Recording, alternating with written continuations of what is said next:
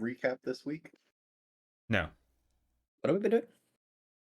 Who are you? I don't know. Someone do a recap. Last time on Mausritters, we came across a pack of wild foxes, and I was able to. Does anyone else Trick want to do a recap? Ben, recap us. So what happened? Last time we So what happened? That's what you're supposed to be telling us. made our way towards the wizard's tower that we found on the book. We had a number of omens, including fox. We almost caught a fox in a trap, but it did get away because it's a fox and we're mice, so that's how that works. We sweet talked, I guess, our way past a band of thugs by promising them that we would indeed give them money later, and then we didn't do that. We hung around a town a bunch, and Major did a bunch of lying, as is his wont. Sold all And our now shit. we are going to confront my mortal enemy. Yeah. Uh, We're breaking into And the wizard potentially tower. make a lasting peace. I'm pretty Potentially. sure Brandon already told you that he's not going to count that. Ben, would you mind tilting your camera we'll down see what slightly happens. so either you don't look 1 foot tall or you look like you're supposed to be here? I'm a mouse. Yeah, wait, tilt it back up. Hang on. We should all do them. Hey everyone. I love all of your ceilings. Yeah, it's the Hey, one part guys. that I haven't painted. Mm, Uh, yeah, I think so in the this, future. yes. Good. I was just gonna say this is the first time we're streaming this. Yeah. So if maybe we want to like Do a full recap. Tommy, do a full recap. So episode 1, let's see. There Spiders. was All the spiders. there were the three of us, and we were walking somewhere with a caravan and lots of rain, bad. Go into cave. See mouse, injure mouse. Injure mouse said more friends probably injured deeper into the cave. Cave got spiders. Shenanigans ensue. Some mice die, some don't. A spider is turned into a costume by Yeah. one of us. We learned that Major is a That psychopath. one, yep. Pragmatist. He's sure something. And then the second episode, we went to town. We realized that Butter, my character, takes things very literally, or just like can't understand. He's a little slow. Yeah, he's not the smartest. We got a not smart, a liar, and the third one who's like trying to be a good person. And now we're trying to meet the wizard, the wonderful wizard of Owlton. Tormund. Name's Tormund. Got a tall tower, which is just a human silo. Yep. You guys got to the tower last week, and we left it off there. There was a wall around it, and you guys explored, found 4 potential ways in, and I will refresh your memory on what those were. The front gate on the south wall was a well-built gate, and there was a latch way up out of reach for you, like 3 feet off the ground. And the only seam that you could find that you potentially could squeeze through was a gap underneath of the gate. You could have fit through, but because your packs don't squish, they wouldn't have been able to fit through. The other thing that you found on the west wall was a small drain completely clogged with debris. And you think it would take a while to clear, but it probably does go all the way through the wall. You found on the east wall, you found a thicket of thorns that climb all the way up and over the wall. It might be dangerous to climb them, but you think you could. And the other thing you saw was on the north face, there was an old burrow that seems to go underneath the wall, maybe? You don't know. You didn't go down into it. That's where we left off. Going to burrows is a good idea for us. We come out with treasure a lot. Win some friends, lose some. Net positive. So far. Kevin, I just want to let you know that you haven't been on stream this whole time. Oh. All of the all of the I'm kidding, you have been, but it was all At the moment, it's about 2 hours after sunrise. You've got the whole day ahead of you. What would you like to do? All I right, think we should go boys. back into town. Nobody here. This was a waste of time. I see 4 potential entrances. Which one do we want to go Evan, for you've already first? told you about them. Was that you talking in your character voice, or are we not talking in character voice at the moment? That was my character voice. Okay. I'm easing into it. I do like being underground. One seemed potentially the best to me as well. Is it wet down there? I'd say probably no more wet than the drowned spout. And I don't really like the idea of climbing up the vines or up for the latch. Not one for falling.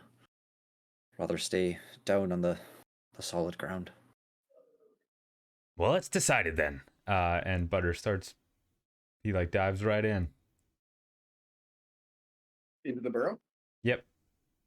Okay. The burrow is old, and it seems to be at the base. You can see just beyond the wall before you enter. You can see the top of a cherry tree in full blossom. And when you go down into the burrow, you can see that the roots have grown into the burrow and sort of form the walls as if they're, trusses in a wall. The burrow has been dug around the roots. And you have to pick your way through the dense network of roots before you get down, about 6 inches underground. And here in the largest room, let me pull up my notes. Let's see. You hear some quiet chatter, and you also see a few new boxes. It seems like, the burrow itself is old, but there are some boxes lined up on the wall that seem like they're much younger than the burrow, have been taken care of more recently than the burrow. And as you walk closer, describe to me how you're walking.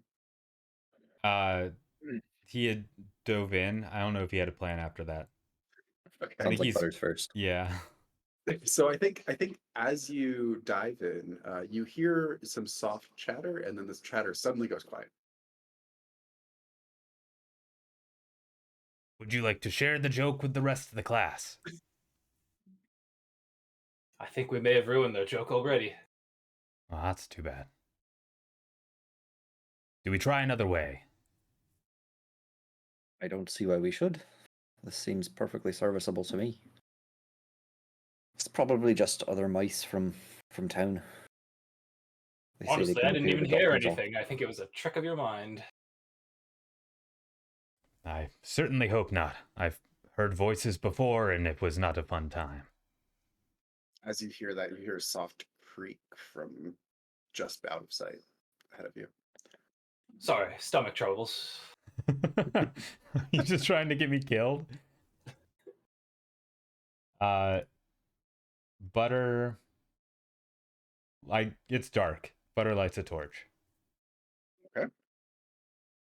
You see a little bit deeper into the tunnel. You see where there's an arch of roots that has been hollowed out, and up ahead of you it opens up into a wider space. You can't see around the corners, but you can see just beyond it there's another tunnel. Beyond the wider space there's another tunnel that seems to go upwards again. Onward, All boys. right. Onward and upward. I'll lead the way up the tunnel. Okay. Major, as soon as you step through the little arch of roots, you hear a voice challenge you from up above the roots that says, "Hey, stop right there. Put your hands up." I'm kind of holding onto the walls right now. This is nearly vertical. You expect me to just fall back down? Put those hands right up. It's flat on the Oh, okay. Put those hands right up where I can see them, or it'll be the last thing you do.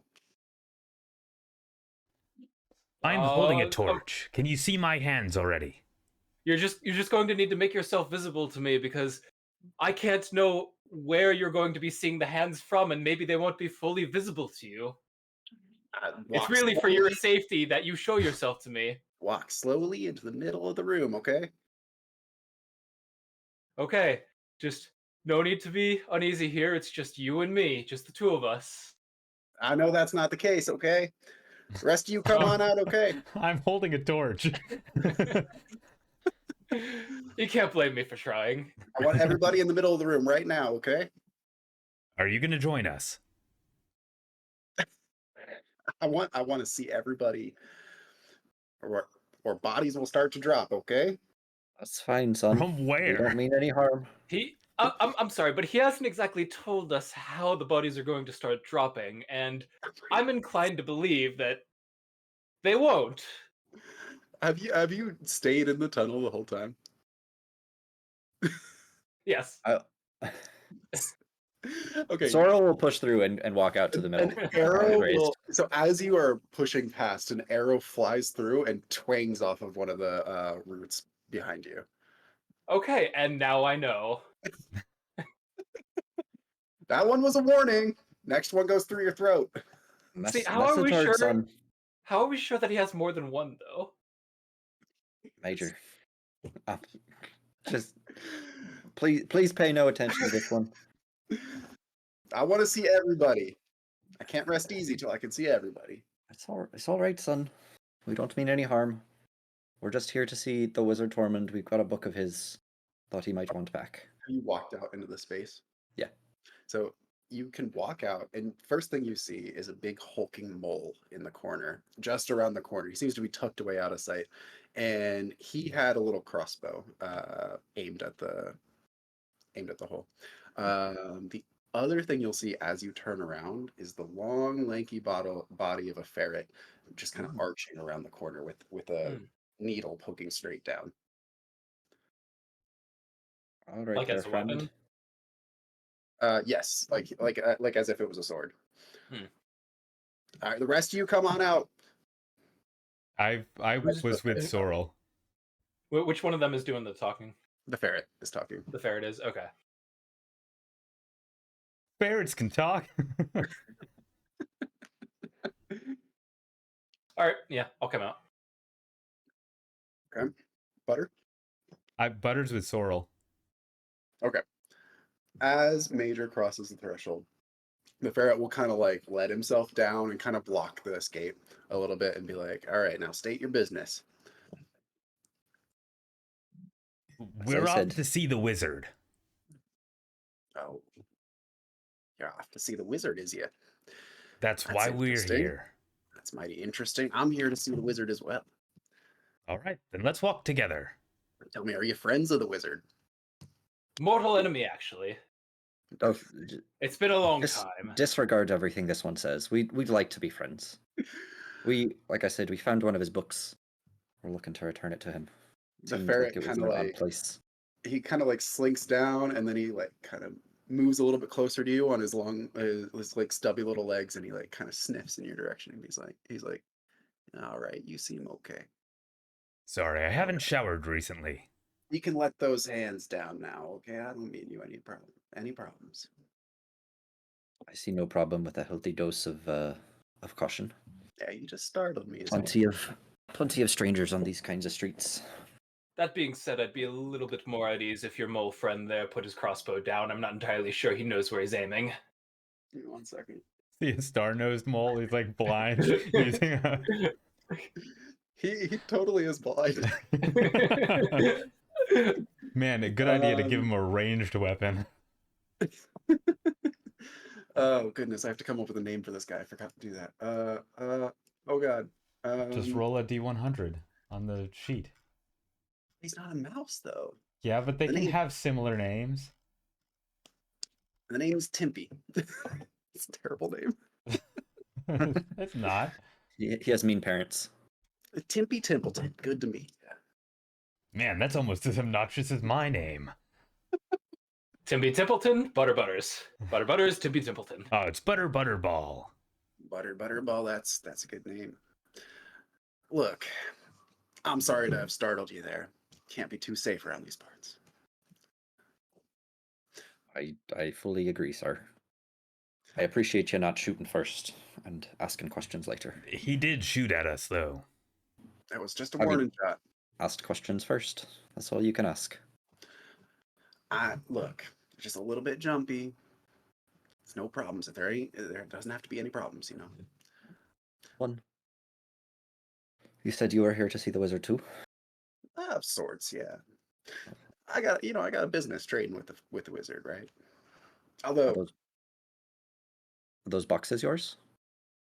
all these boxes are mine, wares bought and paid for, Very nice. all sorts.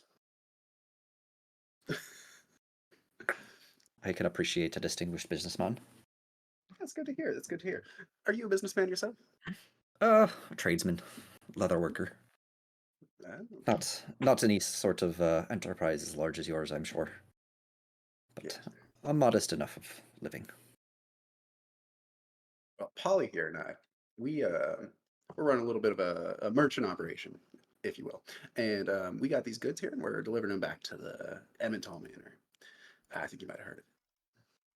We haven't been able to get in recently, though. We heard they shut their doors to near about That's everyone. You got to know the right people. I know the right people. Are you one of the right people? I am the right people. Then we know the right people. This might be very fortunate I for already. us. Most of my friends were the right people. Am I the right people? Oh, No other friends. Oh, who do you know? I probably know him too. you know. Them. Well, I'm not entirely sure you would have met them. It's a different dialect. They don't go here. All right, no, I understand. You don't want to sell anybody out. That's fine. It's not easy to get into Emmental Manor these days. Oh, I agree. But look, I can see you guys are discerning sort of mouse, looking to make a profit. Aren't we all? Always. I just Well- want to know what this book says. What book you talking about? This one. And he holds up the book. Oh, that's one of the wizard's books, isn't it? I believe so. That's Why we're very here. interesting. You procure that from his tower? Nope. Found it. Found it where? A hole. No, I get it. You don't want to talk about it. That's fine. No, I did. Look, I found it in a hole. I don't know what else to tell you. You're good. Look, I don't need to know where it came from. I'll take it off your hands for 150 gold pieces. 150 pips. But then I wouldn't find out what it says. You don't need to know what. Look, there's people out there that want to know what says in it. I don't much care. They'll pay for it, and if that's the case, then I'll sell it to them. So you give it to me 150 pips. I'll sell it for a profit. We're both happy. 150 pips. That's an undersell if I've ever heard one. I got a big profit. You see me? I got to carry that all the way back to Emmental Manor. Oh, poor you has to carry a small leather book all the way back to Small Emmental leather Manor. We book. had to wrestle it from spiders. First of all, the book is like the size of your backpack. Oh, Well, then Butter goes, small leather book. I've been carrying it the whole time. It's quite hefty. Look, man, I don't want to cause you any problems. And like, I get it. You're attached to the book. That's fine. Here's what I I'm not propose. attached to the book. I do fancy it quite a lot, but I could easily put it down if I wanted to. Well, that's great. Just put it down right here. I have No, no need Butter, to. don't. you don't. Let's I not think be too we're all a little too invested in what it might mean. We're one of those folks who want to know what it says, but we appreciate the offer. Well, If if you we- want to know what it says, I got some things to sell you. Like, hold on. And he like goes into a crate and he starts like pulling out books upon books and like trinkets and like little glass things and like.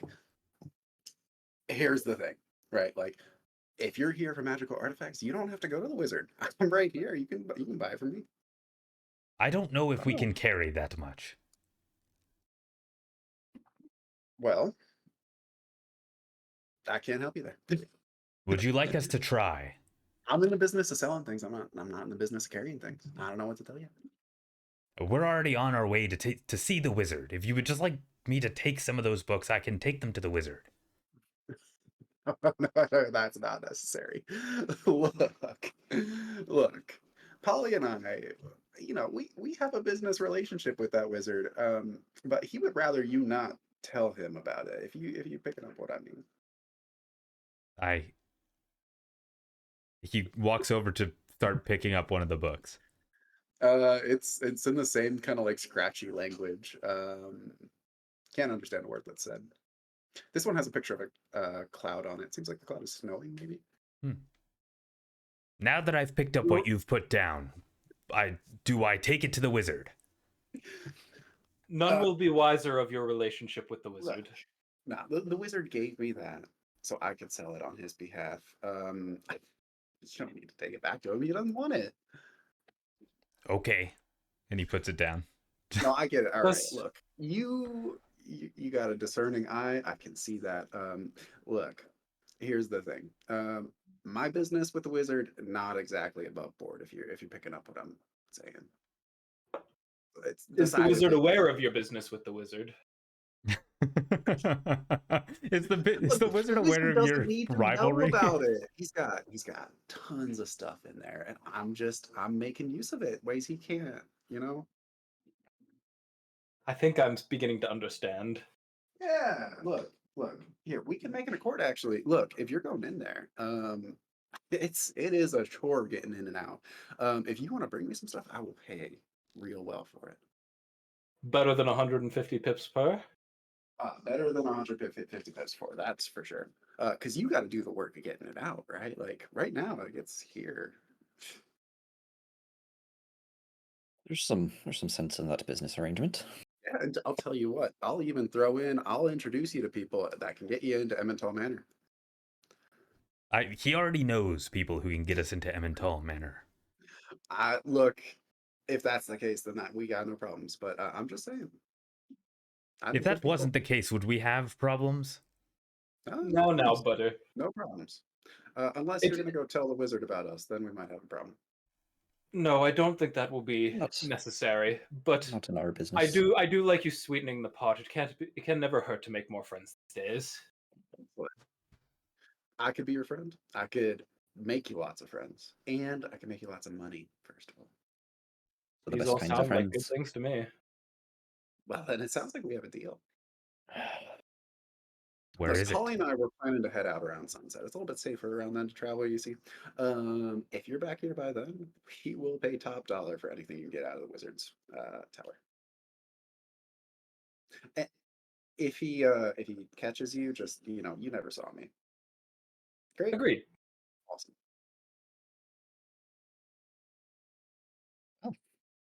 Have you got any tips for how to get in? Tips for how to get in.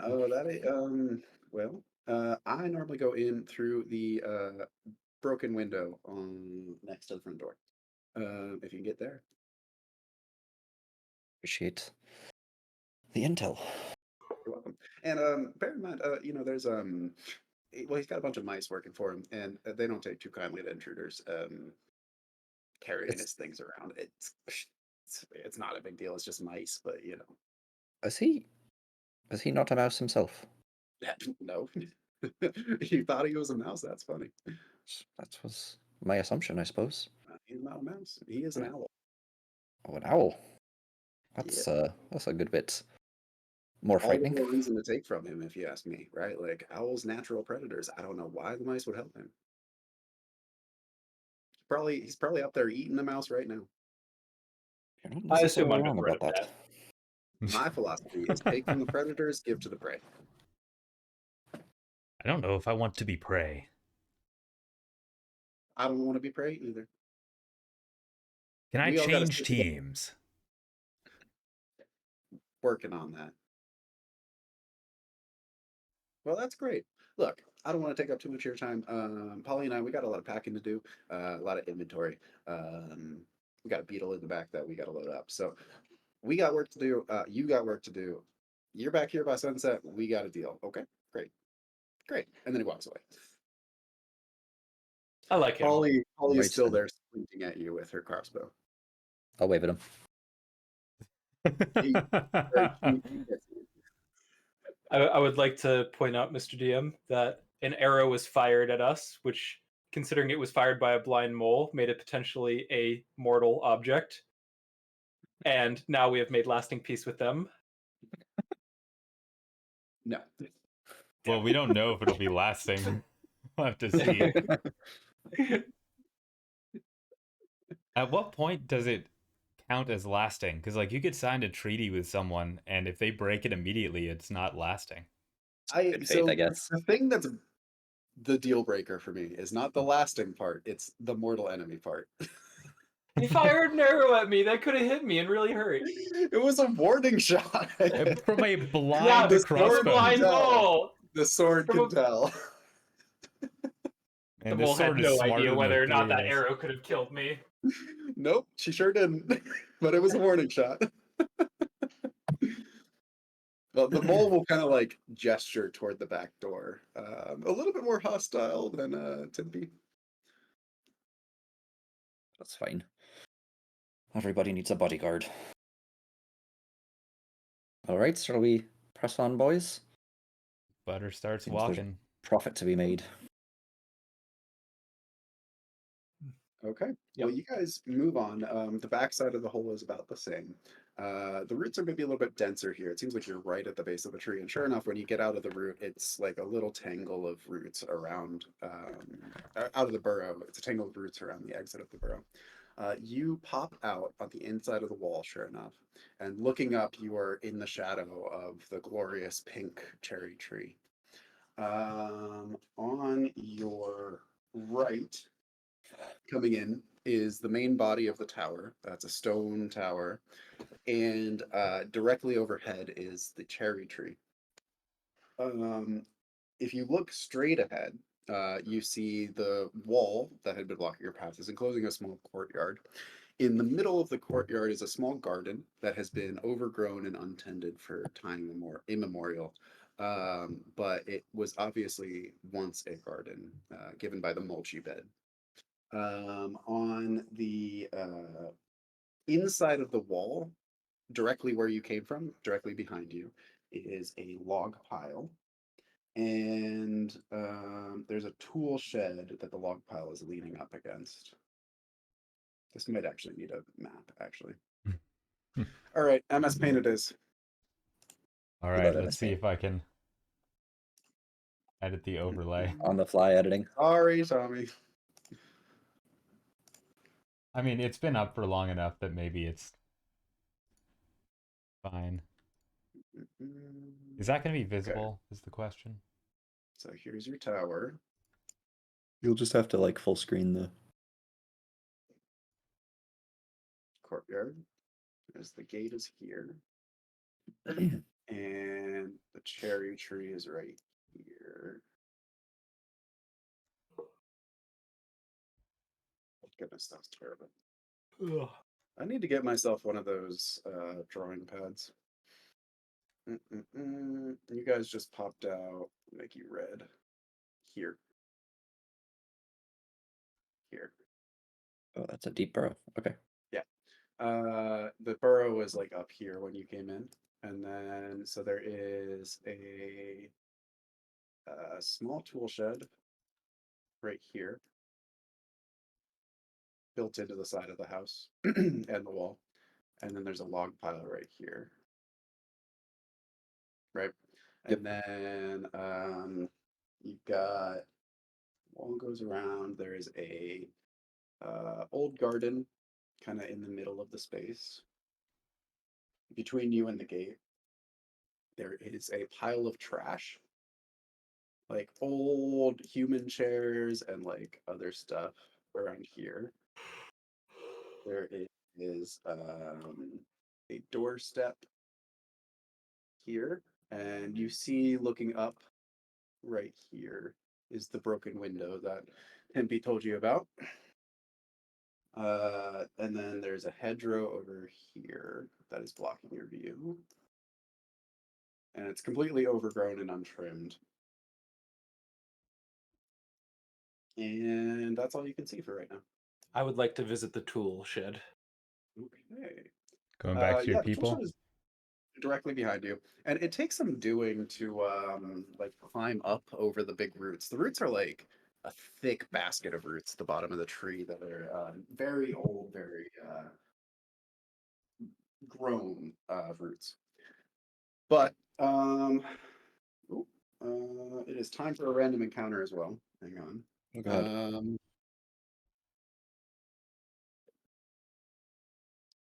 No Phew. random encounter. So the tool shed. Let me go to that. Oh boy, I have too many tabs to juggle. So the tool shed is kind of a stone structure. Like I said, it's kind of built into the wall of the house with a small shed roof on the top. It has a door that is hanging off of its hinges. Plenty of space at the bottom for you to get through, just standing up. And mm, mm, mm, yeah, and you can see the log pile piled up next to it. Um, no sign of danger at the moment. What's up, Danger? Danger doesn't answer. It's not there. Good. All right, Major. I think this is a good way to get in. Or did you have another idea? I think even if it isn't a good way to get in, perhaps it could have some good stuff in it. Yeah. I wouldn't mind. So, It seems a decent place to put our back against the wall, at least for a moment anyway. Ah. Gather our thoughts, perhaps. Agreed. so entering the tool shed is very easy, like I said, and it's a small stone room. Small by human standards, very large for you. And looking up, it's got a kind of like wooden rafters on a stone wall around the corner, around the perimeter, and the shed is full of old human tools. There's a giant like metal thing that's kind of shaped like this. It's much bigger than you, and it's got a long like wooden stick poking out of it, and like there's a giant sword that seems to be like attached to another sword in the middle with a pivot. A whole bunch of things like that. You're not sure what the humans use them for, but a few of them seem to go high enough up that you could reach the small wooden rafters at the top with some careful climbing. Oh, Now I wonder what we could find up there. I don't know, but it's quite a ways up off the ground. What Oh, are the these sword field. Lovecraftian contraptions? You're a The mouse. You've never heard torture, of Lovecraft. the torture devices. Whenever giants of old were trying to get information from one another, this is what they would use. Simply terrifying. Barbaric. Well, should we take a moment and talk about that exchange we just had? Just to make sure we're all on the same page. I think we're all on the same page. We're going to be stealing from my mortal enemy. Have you I all don't been mind. reading this book? What page are we on? I'd recommend not sharing the book with the wizard, though. I don't even know if we'll be able to meet him. I didn't intend to come in and steal. I assumed that he was, benevolent and all, but if he is a predator, it's a bit of frightening new information. Kind of wish we could get an opportunity to speak with some of the mice who work here and see if he's, cruel or how justified the theft would be. That being said, the mice who work here don't take kindly to visitors. They could very well alert the owl, and we'd end up as one of them. I do Seems want to make sure we're rather considering. thoughtful. We have one of the best storytellers in the world in our group. Is there a chance that we've met our match in the underground over there? Were they also just weaving tall tales? I mean, they had plenty of items. Don't know where they would have gotten those if they weren't from the wizard. This is fair. They weren't very forthcoming with how they obtained them from the wizard. The subtext seems to be that they just came in and took them. It's a big place. I imagine there's a lot of storerooms that aren't, particularly closely monitored. Compared to a human, how big are these books?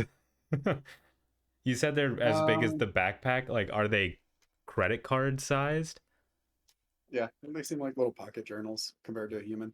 But Okay. it also doesn't seem like it was made for a human. this is fair. Owls are a good amount larger than we are. Depending on the So- owl. I'd say most of them are probably bigger than us. I haven't seen an owl before. Some mice are larger than others as well. I assume it continues. That's a fair point. I don't know. I just don't want to take too many risks, you know?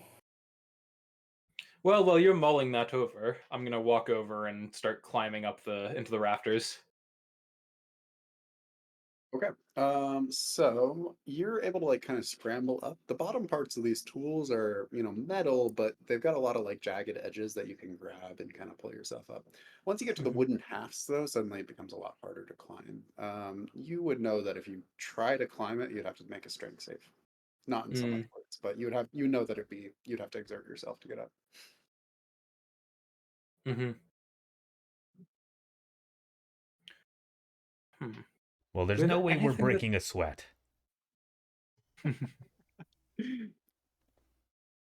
Must be an Uh, easier way to get in. Could I potentially make it easier using my dagger as a handhold In the wood?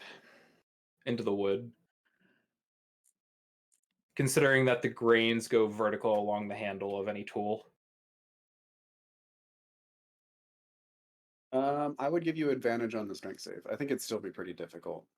That's good enough for me. Okay. D20. Okay. Yeah. So that's a 19 and a 5. The 5 is what I will take. Yep. Okay, that sounds like a pass to me, assuming your Yes. strength is not terrible. Yeah, my strength is 9. Sorry. Okay, so you're sweating, you're huffing, especially with the pack on your back, it's a lot of hard work to get up. And you kind of do the Milan thing of like kind of wrapping your arms around and like pulling yourself up, and you do a good job of getting yourself up to the top, and you're able to kind of balance on the top of the haft of this strange implement. And there's a little wooden ledge right above you, and you kind of grab yourself and pull yourself up, and you're kind of in the space. There's a couple of cobwebs. Doesn't look like they're new cobwebs. They're old enough that you don't think there's any spiders here. And looking down easily, like 4 feet below you, are your companions looking up at you. The rafter itself, it's an old wooden structure, giant planks of wood kind of slapped along a little truss system. And looking around carefully, it's very dark, except there's one pinprick of light coming in from the back against the body of the wall, kind of in the direction of the front doorstep. Can I tell if it's natural light from the sun or if it is It artificial light? is natural light for sure. Okay, so this just goes out onto the roof. It seems like it would go out onto the roof, yeah, of the shed. It seems like I'd be able to go further, potentially getting on the roof. I don't know how much closer that will get us to the interior of the mansion. I mean, it's What? not. More information's always good. If you can get out there easily, you can at least see if there's a way in. Very well, I will be back shortly. For the time being, you could go, I don't know, rummage around the garbage pile. So you could find anything useful. That Bad does idea. sound like a lot of fun. Splitting the party, oh no. I was about Okay, to recommend Not splitting the party. no, splitting the party. Well, we will start with the two on the ground. What would you guys like to do? Garbage Butter, pile seems as good a yeah. place to start as any. Well, sorry, what was that? We said the Garbage same pile. thing. Garbage pile? Okay. So that will take you a moment to travel. Butter's While they're running. walking out, that'll take you 2 moments to travel. Butter doesn't run very fast. He runs slower than walking. Yeah, he's got to stop and catch his breath every few steps when he's running. He doesn't know how to pace himself. He He's, gets he's winded used to being instantly. he's used to being a sewer guide where the currents just carry him along. Now, if he Yeah. was rolling, that would be faster. But so while they're walking out, Major, do you want to pick your way over to the? Yeah, I'm going over to the light. Okay, so I will That will take you a turn. I believe Major will get out there first. Major, you kind of poke your head through there's a very clear hole in kind of like, there's the triangle of the shed roof, right? And then in the back of it, there's a little hole over here. Yeah. So you kind of poke your head out and you figure you could climb your way up onto the, looks like a metal roof. Looking around before you do that, you see the kind of front door step down, down and to the right of you, and up above it there's the hole of the door, and then there's a small stone windowsill poking out, and you imagine there's a window behind the windowsill, of course. It's probably the broken window. That is well out of reach of you. How far would that be? Like 4 feet from you. And Hmm. it's just a stone wall. There's kind of thick, like the stones are thick. You maybe could pick your way up or pick your way over there with your bare hands, but that would also be challenging.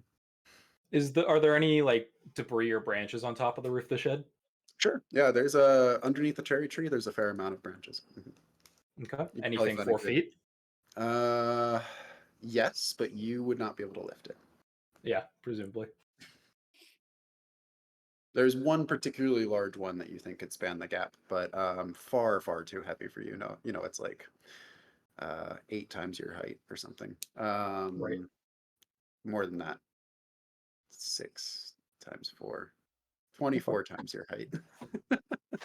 So it's very, very large. There's a healthy amount of like small twigs and leaves though. Maybe like usable to fashion something if you'd like. While Major is Is that taking stock of that and taking inventory of his sticks, the two of you on the ground make your way to the rubbish pile. The rubbish pile, where is that? I don't know. You made it. I have like a spreadsheet full of them, and now I can't find it. There it is. Okay. So the wall of the shed kind of like hugs the back of the tree, and then kind of there's a log pile, and then there's the rubbish on the other side of the tree. You kind of pick your way across the roots, and the rubbish pile is mostly kind of like large pieces of wood that some human has manufactured for their malicious purposes. And there's little pokey bits of metal sticking out of the wood, and you see one large human chair sitting in the rubbish pile. It's not too long before you notice that there is a hole in the side of the rubbish pile that's been dug into it very intentionally. It seems like some animal is living here. And speaking of which, it's time for a random encounter. Wahoo! Do we roll 2 random encounters considering those 2 groups? Yes, we If both have to fight 3 cats. do you want random encounter chances? They're all bad. I'm not saying I want it. I'm just saying, is that how you would play it? No, I don't Okay. want to double your chances of dying while you're split up. Mhm. What would you guys like to do? There was no random encounter. No random encounter. Okay, then let's make Oh, it non-random encounter and encounter whatever's in the rubbish pile. Okay, so Butter, you kind of poke your head. You climb the kind of thick wood up to the small hole in the side of the rubbish pile, and you kind of poke your head in the hole. And looking down, it's very dark inside. Are you still carrying your torch? I hadn't. I had put it out, but I can turn it back on. Okay, so when you turn on the torch, you see the glint of something shiny deep down in the burrow. In fact, many small shiny things seem to be in a pile. He like makes a glance at Sorrel, and then like moves his head a little bit as if to indicate, and then starts walking towards the shiny stuff. So the footing here is kind of loose. There's a lot of like gravel and stuff. There's some like sticks that you think you'd break if you step on. Describe to me how you're walking. He's walking like he did as a sewer guide, which was understanding that at any point something bad could happen to him. Uh, So he's like stepping carefully, but not necessarily watching where he's stepping. Okay. He's landing as if something were to move or whatever, he could catch himself probably. And he's using his hook as a walking stick as per usual. Give me 1 second. Need to look up a rule. Oh no. I'm gonna have you roll a Not luck good. check. Roll a what? Luck check. Is that So just just a roll a d20 and then you take if it's 10 or higher or 10 or lower. it's Or a sorry, 11 or 19 higher. I have bad news. Uh, with a 19? High is bad in this game. high is bad. Oh. Let me find the luck check again. Wait, does it not search? It does. Okay.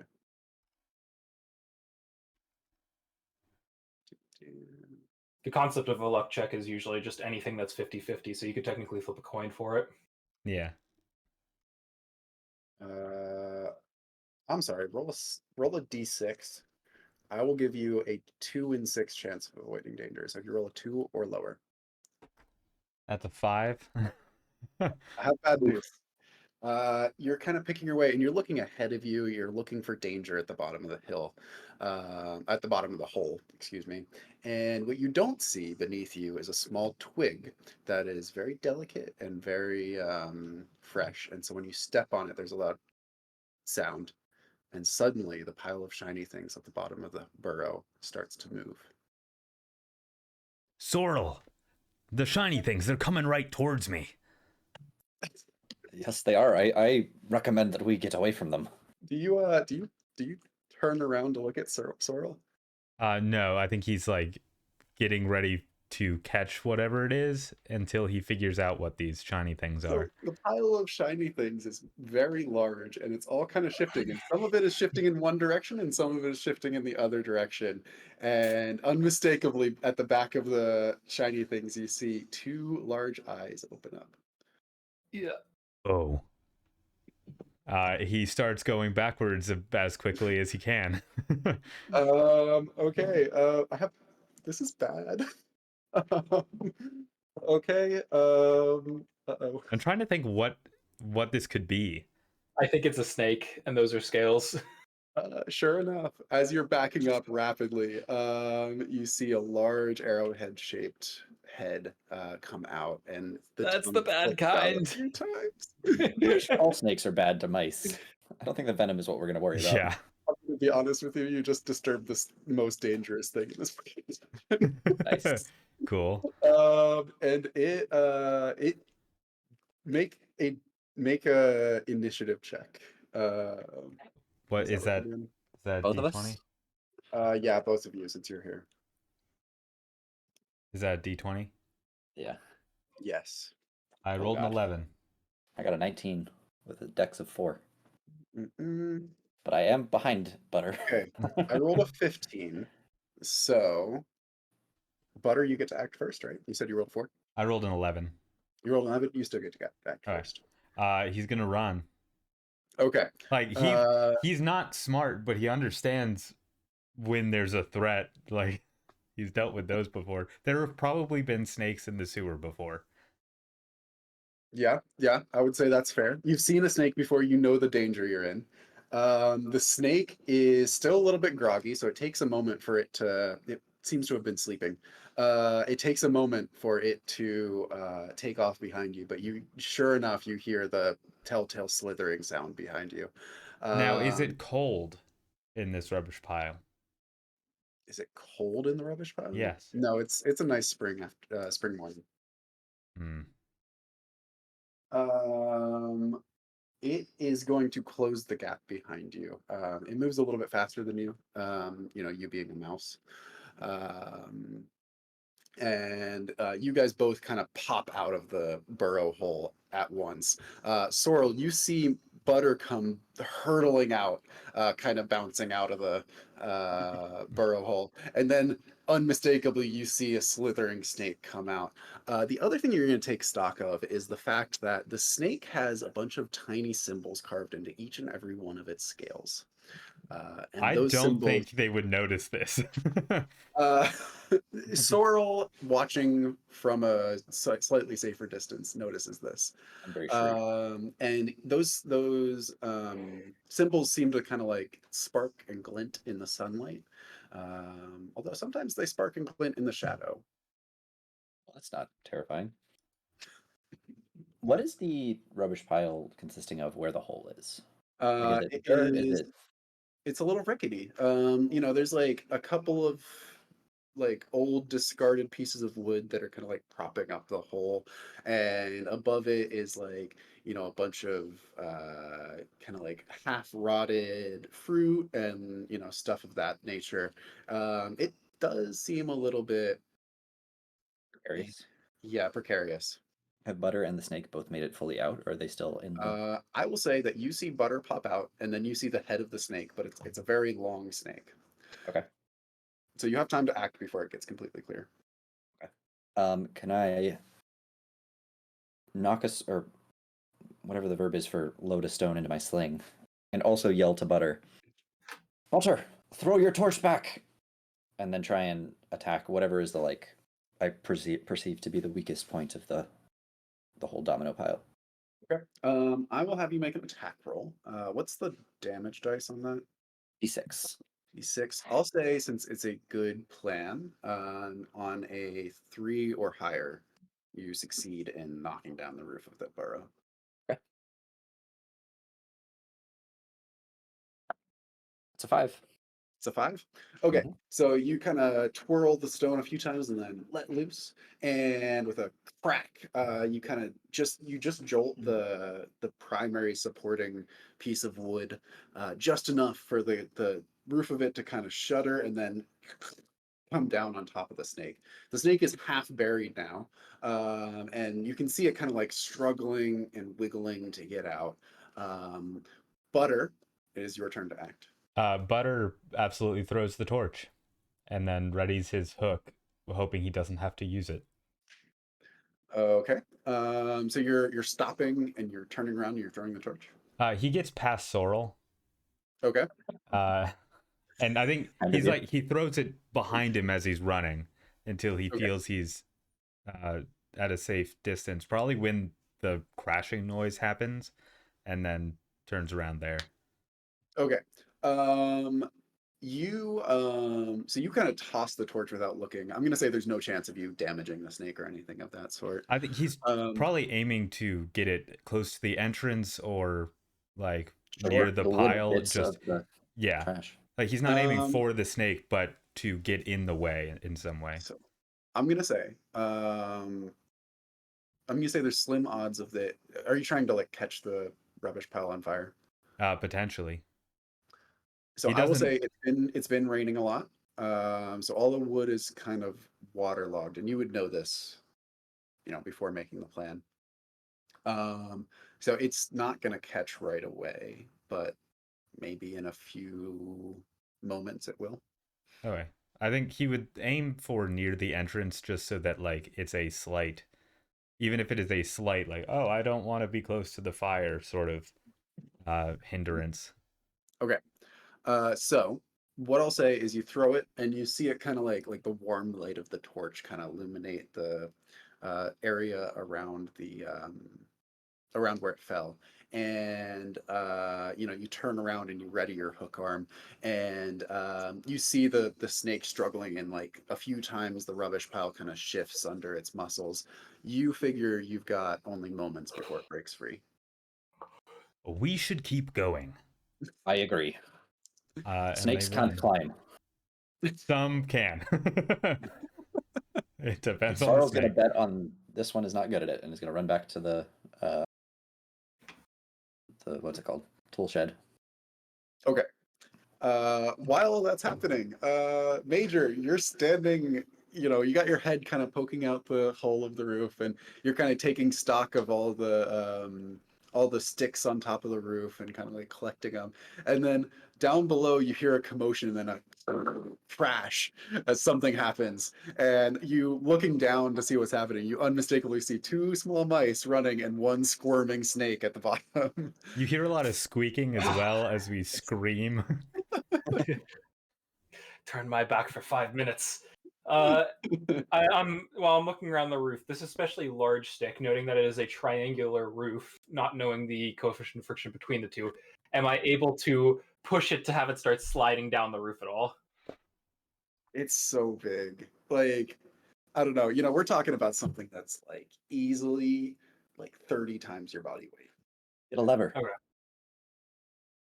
I would say like the roof is not particularly steep. No, Now I don't I'm think not it's going to be able possible. to lift or push it, but can I twist it so that it will roll down the roof? Maybe with some leverage, yeah. Okay. I would Okay. let you make a strength save to try and push it. How long do I have until I think they're going to arrive at the shed? About, well, it's supposed to be like combat always happens in one turn, so like, I don't know, like 30 seconds maybe. Well, they have something behind them, so they are moving a They're little booking bit it. quicker. Yeah.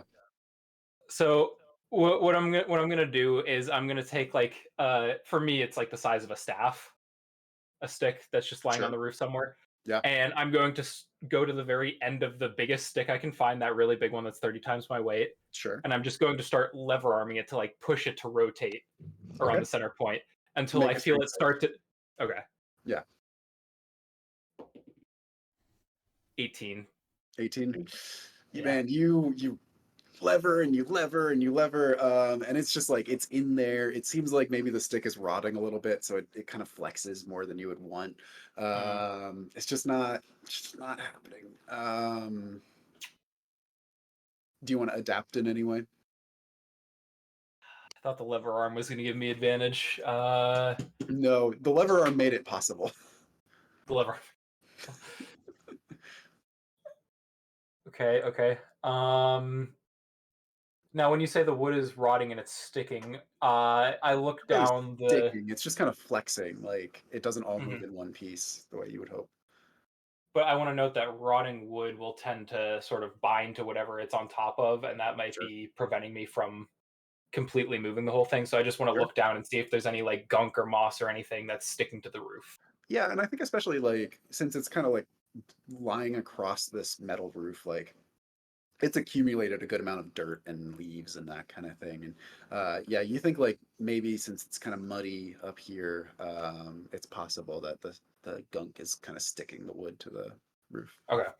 So for my next thing, I am going to run down the length of the stick and just start using my dagger to clear out as much as I can. Okay. I will say that will take you an action, Okay. and then we'll go back to.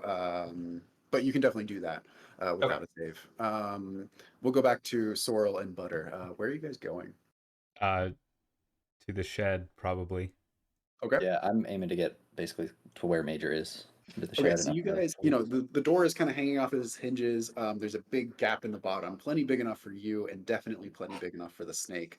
You kind of like dart into the shed, and you hear behind you the slipping and sliding sound of the snake. Looking over your shoulder, you see that it seems to be about to free itself from the carnage that you left behind you.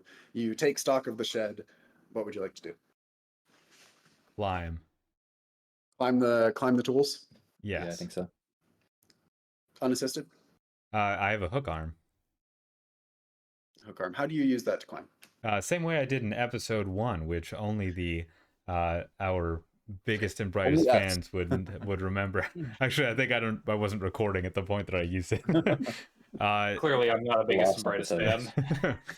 he used it as a hook to like he hooks it onto something and then pulls himself up and then like grabs on and does that. Okay. He did that with the like upper layer. Yeah, so you had like something to hook onto and pull yourself Yeah. up. I could see that potentially working if he's climbing a saw that has like jagged teeth that hook around. Sure. Yeah, we can. I'll say that. We'll that invent a tracks. saw for this. We'll say like the saw is trivial to climb because you're able to kind of hook yourself up. Once you get to the top of the saw, you're able to like move yourself to the haft of the Handle. shovel. The handle of the shovel, and you've got much less to climb from there. You've also elevated yourself up high enough that you think you're well above the snake's head where you are.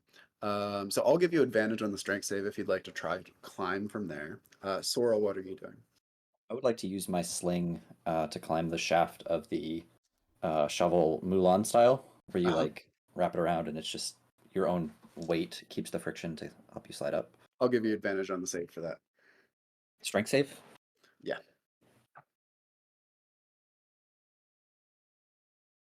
I rolled 13 is my best out of 11. Okay. I rolled a 10 out of 9. Okay. So both of you are, I would say since you rolled kind of close, you don't like fall and hurt yourself or anything, but it's very slow going. Butter, you're able to get kind of halfway up. And you see unmistakably the shadow of the snake appear underneath of the door. Major, what are you doing? So the snake has already closed the gap between the garbage pile and the shed. Yeah, I think so for you, you would see Butter and Sorrel run into the shed, and then you would see the snake kind of break free. A few moments pass, and then it appears coming over the roof. Do you want to act at that point? At that point, I would like to act because I want to be ready to time this to start rolling down the roof as Sure. he's gonna get to the shed. Okay. So now that I've cleared out the gunk around the stick, I am going to go back up to the top of the stick and try the lever arm again to get it to rotate to work and start rolling. Now that you've cleared it off, I will give you advantage on the strength save. Perfect. That is an 18 and a 5. Five will do it. So Mhm. you huff and you give it like one really good push, and it doesn't go anywhere, and then you kind of adjust your grip, and then you push again, and you hear like a creaking sound and a cracking sound, and like half of it breaks off, like the most rotted portion of it. And the rest of it starts sliding down with the low friction of the metal roof. Sorrel and Butter, you see the shadow of the snake kind of appear. You see a nose kind of poke its way through the door, and the forked tongue kind of flits out a few times, and then suddenly you hear a crash, and the shadow kind of appears, kind of disappears from behind the door. You don't know what just happened. What do you do? I think they continue climbing until they. Well, Butter continues climbing until he Butter- feels safe. Okay. So it's no longer. You can go. It's no longer coming through the door. You heard a crash and you saw the nose kind of like pull back. Okay. What's the distance between like the front of the door and wherever we're climbing? Or It's so there's a front door here. Let me MS paint it. Shed. It's green for some reason. This is the front door. The greenhouse. These are the tools. Right here. so pretty nearby. Yeah. Is there any possibility of jumping from or getting up to whatever the handle of the door is? The handle of the door. Handles are about 4 feet off the ground. I would say that you've gotten yourself a couple feet off the ground just by climbing. I think the biggest difficulty is like getting enough leverage to jump, if that makes sense, because you're not going to be able to climb yourself there.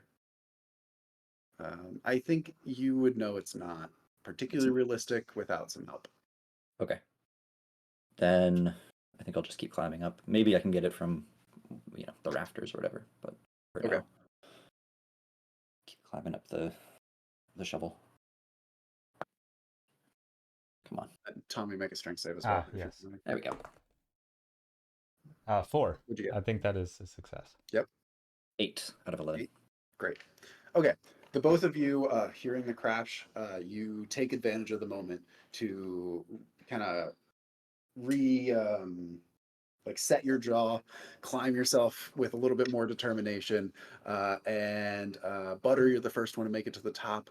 You make it up, and you kind of huff yourself up to the shelf at the top, and then you reach down and grab Major's paw and pull him up. Or Sorrel's. Sorrel's paw and pull him up. Major, you push down the big hunk of rotting stick. You see it crash onto the snake below, and it's sort of like, it hurts it, but also it kind of distracts it. It like looks up to see what just happened, and then it sort of slithers around in a circle, and then it pokes its head through. The two inside the shed see it, come into the shed, look around, not see you, and then hiss a few times to itself and leave. I really want to kill a snake. I have a feeling if I could push a saw onto it. Then you would have two snakes to deal with. That's how This snakes is work. how it works.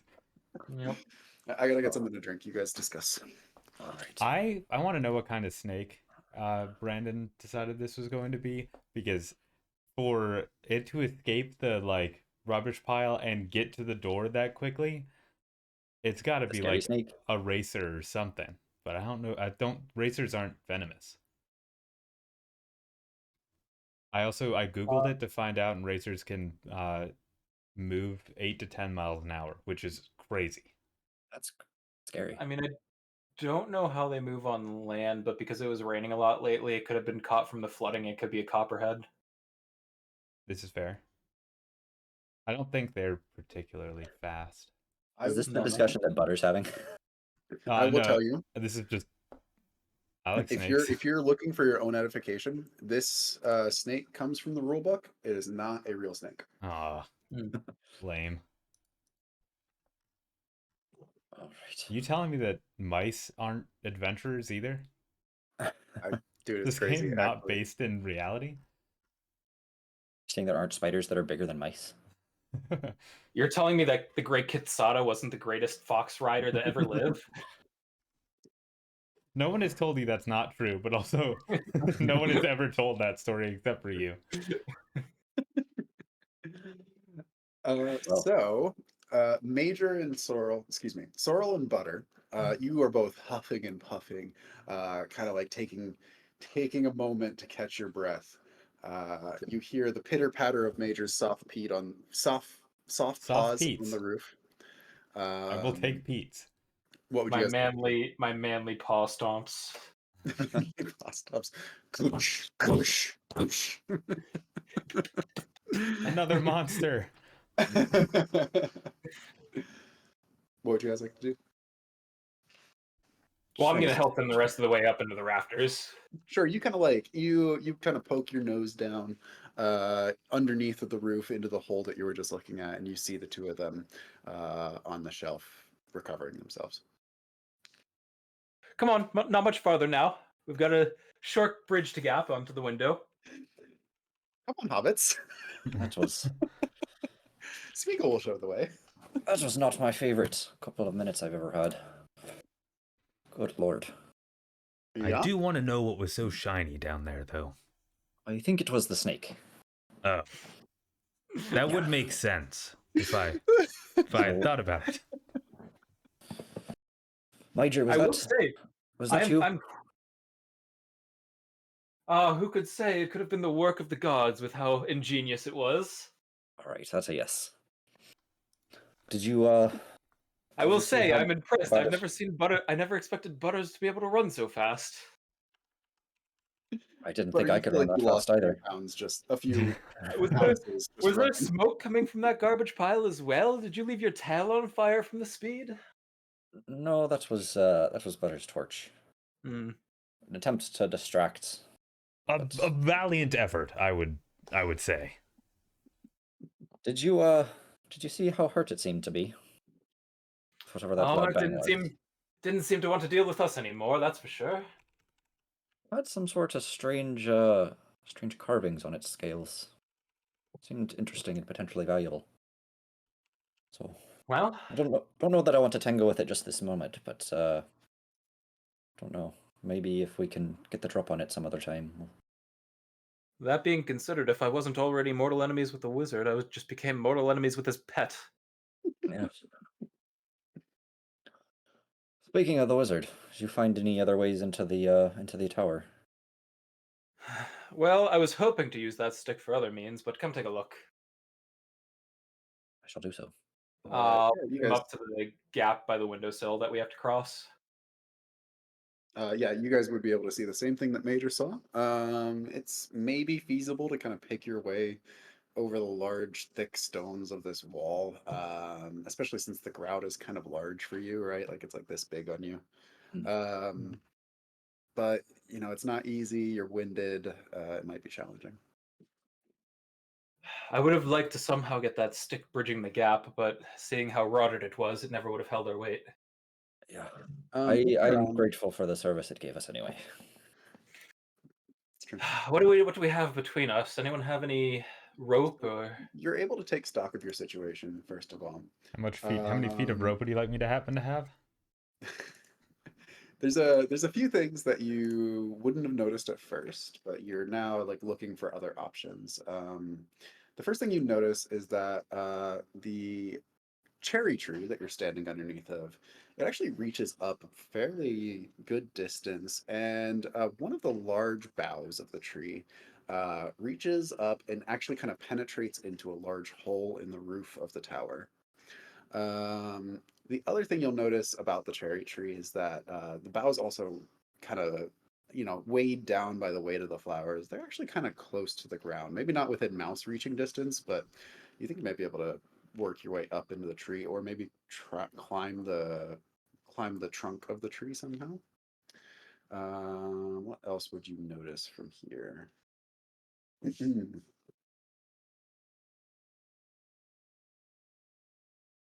We Hmm. look out into a Standing void this until high, Brennan tells what we're looking at.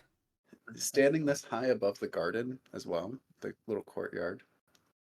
Um, where's my MS Paint? Where'd it go? There it is. You can see above these abandoned hedgerows now, and you can see actually a small well in the corner. And it is old, it's falling apart. It's boarded up with a bucket sitting on top of it. What else? Is the gap that we're trying to get to taking us to the broken window that the ferret talked about? Yeah, so the Okay. thing that Major was looking at using the stick for was to get to the broken window that the ferret mentioned. Okay. Are there any branches of the cherry tree that are relatively low hanging that are above the gap between us and the windowsill? Um, yeah, I would say so. Yeah, there's probably a few. I would say there's maybe one that gets kind of like halfway in between you and the windowsill. Hmm. Seems like a pretty healthy branch, especially for a mouse. So it's like there's the wall and it's perpendicular into the wall between us and there? Like it's I would sticking say out? there's like a triangle, right? Like an Mhm. equilateral triangle in it at the Like end. if we were to tie something to the branch, we could swing to the windowsill. It's possible. Um, so how much do we trust this ferret that we're willing to try to go in through this windowsill rather than climbing a tree, which I think we're all more than capable of, and going in much higher in the tower? I don't see a reason not to trust him on this regard, at least. I mean, if we come in here and die, he gets nothing. If we come in here and come out with loot that he can buy, he gets profit. So he's incentivized to keep us, give us good information. That being said, just because he finds the window easiest doesn't mean we have to. So I don't know. It's do we want to come in at the top or come in at the bottom? There are many advantages that come with the high ground. I agree. We can always come back here and try again if it doesn't work. So maybe we give that tree a shot. We can always reload the saved game. You certainly cannot. F5, F5, F5. That does mean we have to undo all that climbing we did. It's a bit of a bummer, Yes, but better and than hope being that the eaten by a snake isn't, and hope that the snake isn't watching us as we go back down. Sure enough, as you say that, you see the unmistakable shape of the snake crawling around the grass. Ugh. Well, Oh. it looks like we're doomed. Let's I vote that we see if we can get in the window first. How long of a rope do we have?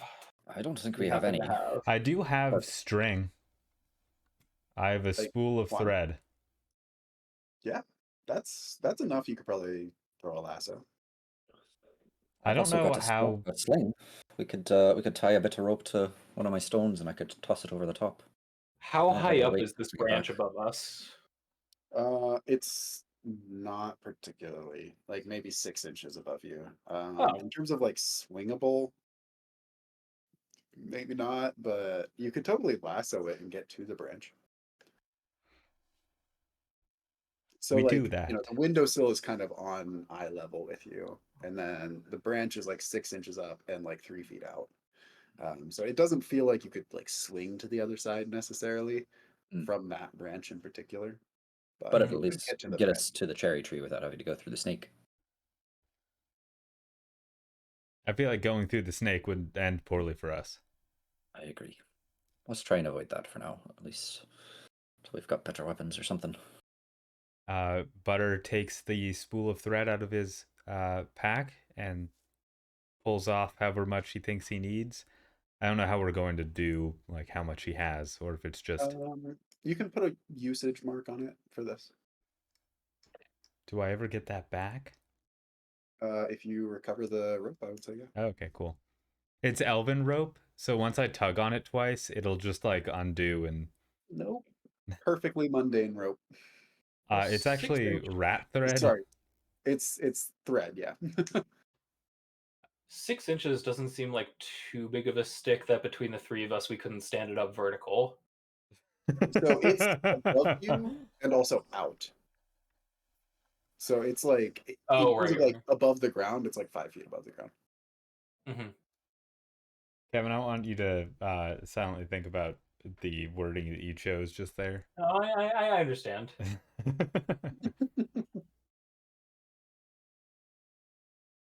So are you going to try and lasso the branch? I think so. I think we should. It takes a few tries, but you know there's plenty of branch for you to lasso, so it's not particularly challenging. You kind of get a good hold on it, pull it tight, and the lasso kind of pulls taut. You're able to kind of anchor yourself against the roof, and you've got a string up to a branch. All right.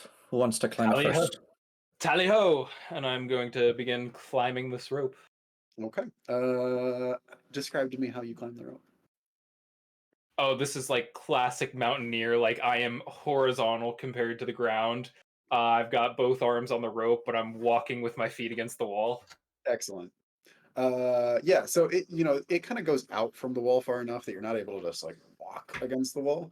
But you're able to like kind of loop yourself around the rope and pull yourself up, and it's nothing for a mouse adventurer like you. You get yourself to the cherry branches and pull yourself up. They call me the Snake Slayer. Who's they? Which There's not snakes a- have you slain? Many in my time. Sorrel and Now, come along. No more questions. I assume you two follow. Mhm. Yep. Okay. Now I need to go to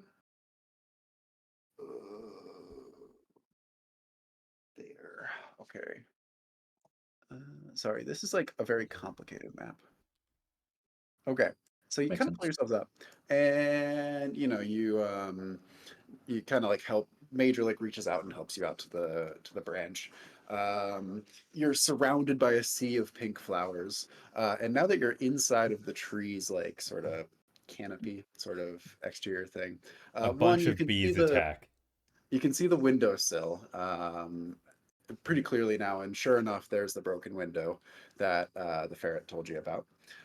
Looking back towards the tree, you do actually see a few wasps kind of hovering around. They're they seem to be kind of like checking the flowers, but not really like pollinating, maybe hunting for something. Smaller Either snakes. you speak insect. Were you speaking to me? I said either of you speak insects. I used of to my think best I could friends are speak insects. French. I'll take that as a no. I don't see any reason that we have to be hostile with these folks. It's not like we're flowers that they could eat. We're just passing through, right? Come That in is- with, Nothing to worry with about. open hands. We're no threat to them. Let me roll a reaction roll. I'm very much a proponent of if you don't bother wasps, they won't bother you, unless they decide that you're bothering them. I mean, they only really get aggressive at the end of the year, towards the fall, when they know they're going to die off. Yeah, that's when I got stung last. Wasn't anywhere near them. Need to find any Rude. D6s at all. 19. Are there any actual cherries growing? Okay, you guys are good.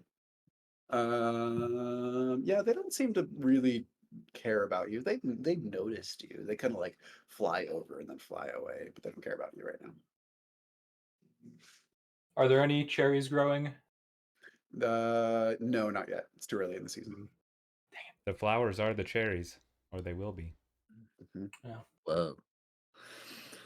All right. Well, I vote we don't stay here too long. They seem fine with us for now, but if we overstay our welcome, I suspect that might change. So let's make our way up to that top branch as quick as we can. All right, well, to the trunk. And I'm going to make my way up to the branch to the trunk of the tree. Okay. Yeah. So you follow the branch in. It gets darker and darker the further you go into the tree, but it's like kind of a soft pinkish light everywhere. The sun is blotted out, but there's a lot of ambient light. Sorry, gotta find inside the canopy. Okay.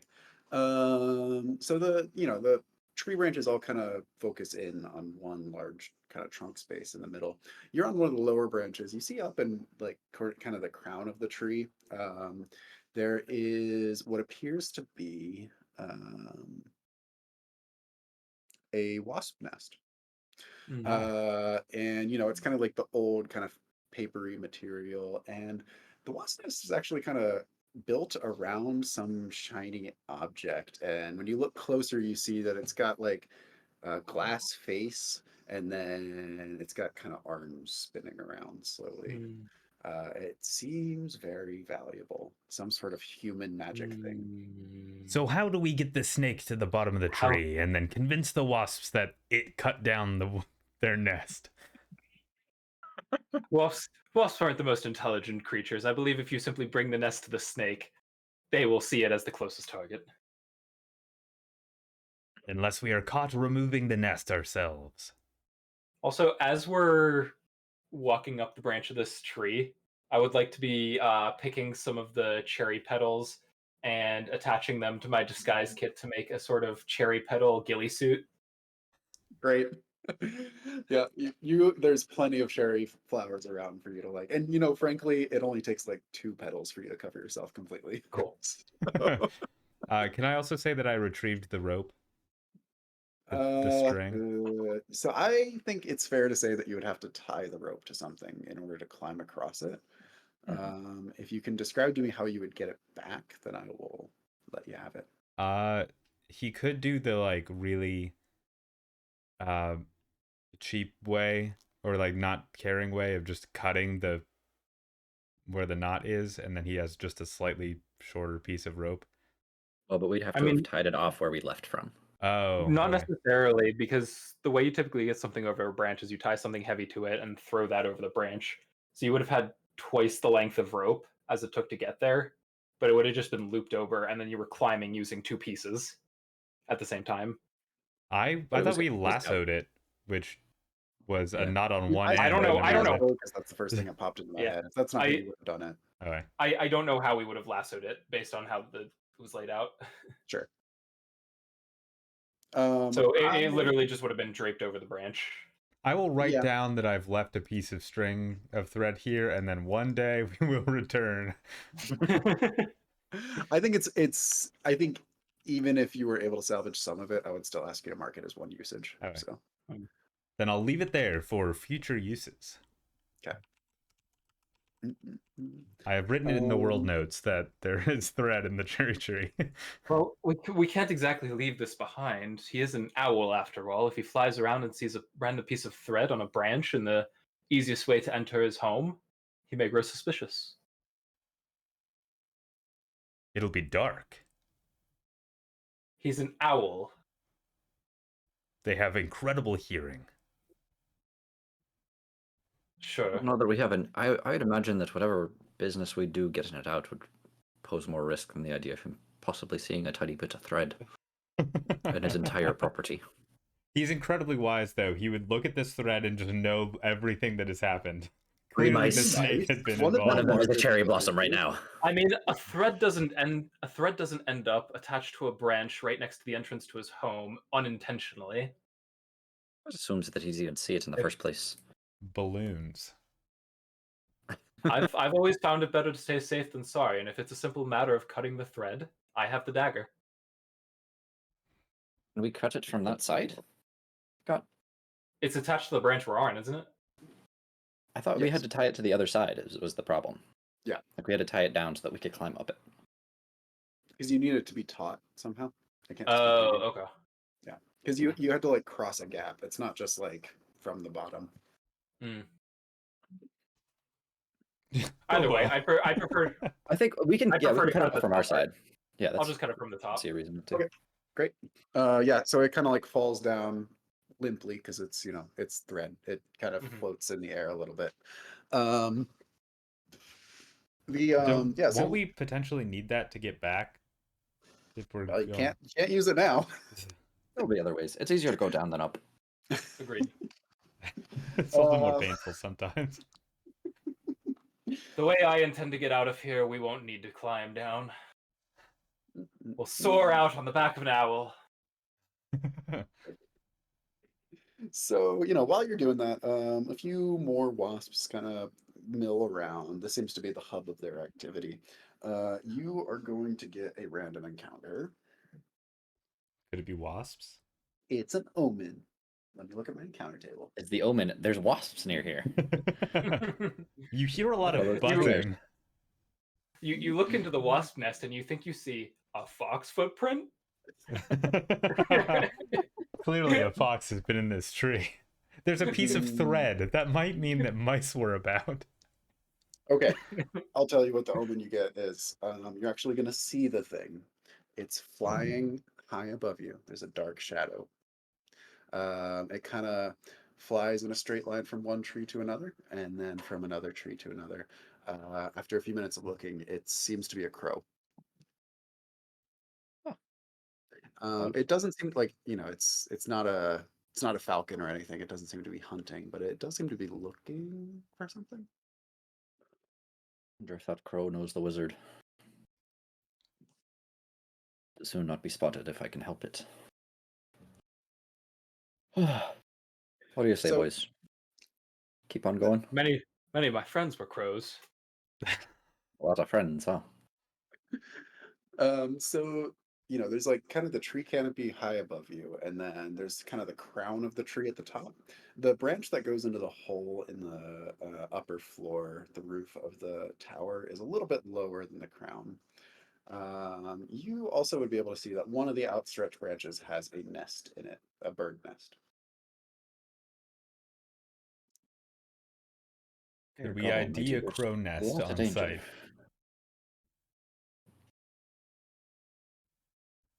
Probably not.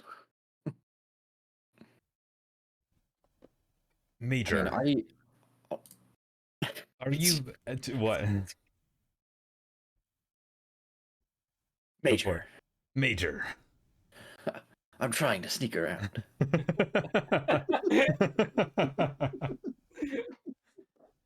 Alerting the wasps. I see quite a few places where we could, make unnecessary risks for maybe profit or maybe curiosity, but I would vote that we just beeline it for inside of the tower. Eh. Don't like these snakes and crows and wasps and all. Anybody disagree? I do agree that there No. is likely no danger inside whatsoever. That's what I said. But in order to get inside, we'll have to pass that nest, and something tells me that Mama Crow won't be too happy about that. The nest is on an outstretched branch. Oh, okay, It's so like it's not on the. Mhm. Okay. Yes. That's Never why I mind. vote that we don't touch that nest in any way whatsoever. Have you ever eaten a crow egg? I have not. Delectable. I'm sure. I bet we could Crows fetch a come high from price for eggs. one. In fact, Major is more right than he normally is. That crow eggs are tasty. Crows If I do just have a keep throwing reputation- stuff out, something's gonna stick. Crows do have a reputation for collecting very shiny and valuable things. Oh yeah, there was the omen of the other crow with the. It's not this tree, right? It was like way off to the yeah. east. No, I have that written down. It was It was a raven. at the top Near of the the- lightning struck tree. So it's Uh, not this one. Maybe we need to get down. Say, Major, you've got a bit of a disguise going on. Do you want to see if there's anything worth risking our lives for? I see no risk involved. Say no more. I'm gonna start climbing up the branch towards the crow's nest. Okay, Kevin, make me a luck check. Oh, 3 or no. lower. You're good. 3 or on a d6. Mhm. Good luck. All right, 3. You don't see anybody coming back to the nest as you approach it. You I don't kind like of the like way you worded that. you pick your way up into the outstretched branch of the tree. You very carefully. I mean, is Major scared of heights? Because you're very No. high up. Are you kidding me? You We're are- talking about Major here. you He's are on terrified. top of the world. This is about as high above the ground as you've ever been. Although you'd never admit that to anybody. And you can see this is, it's not the tallest tree in the forest, but it's one of the taller trees in this area. You can see around yourself for miles the green canopy, and above the horizon, just the blue line of the sky. I don't know if Major appreciates beauty or the finer things, but this is definitely one of the most beautiful places he's ever been. Oh, he can identify a finer thing when he sees one. Excellent. A single And, in tear fact, comes down his cheek. there are many fine things in this crow's nest. As I like to see. You look down and you see, first of all, a large pouch just full to the brim with shiny things. Oh.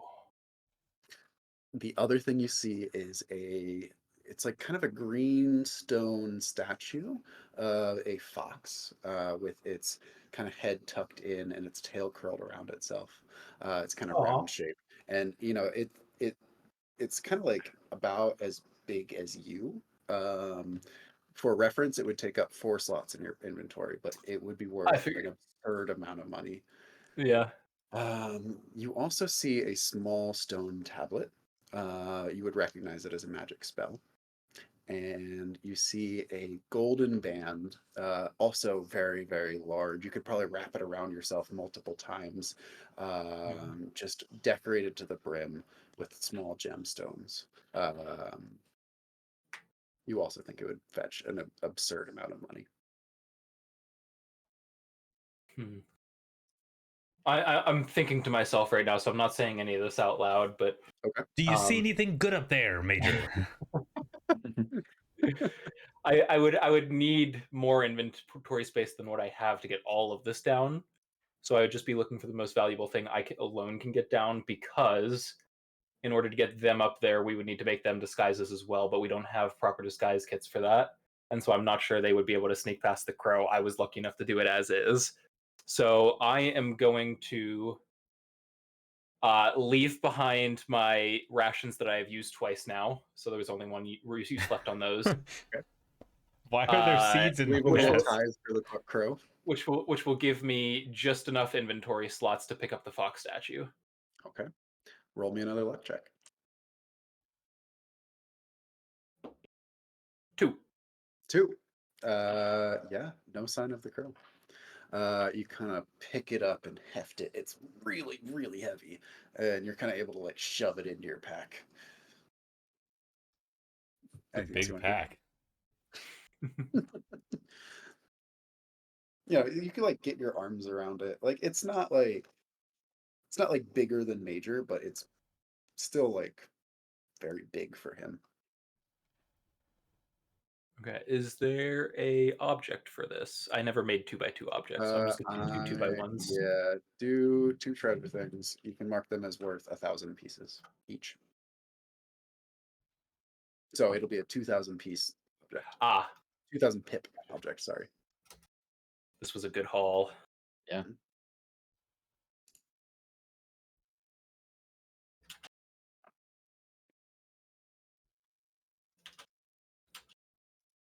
Man, if only Very Sorrel well. would be able to see any of it. Someday we'll make money.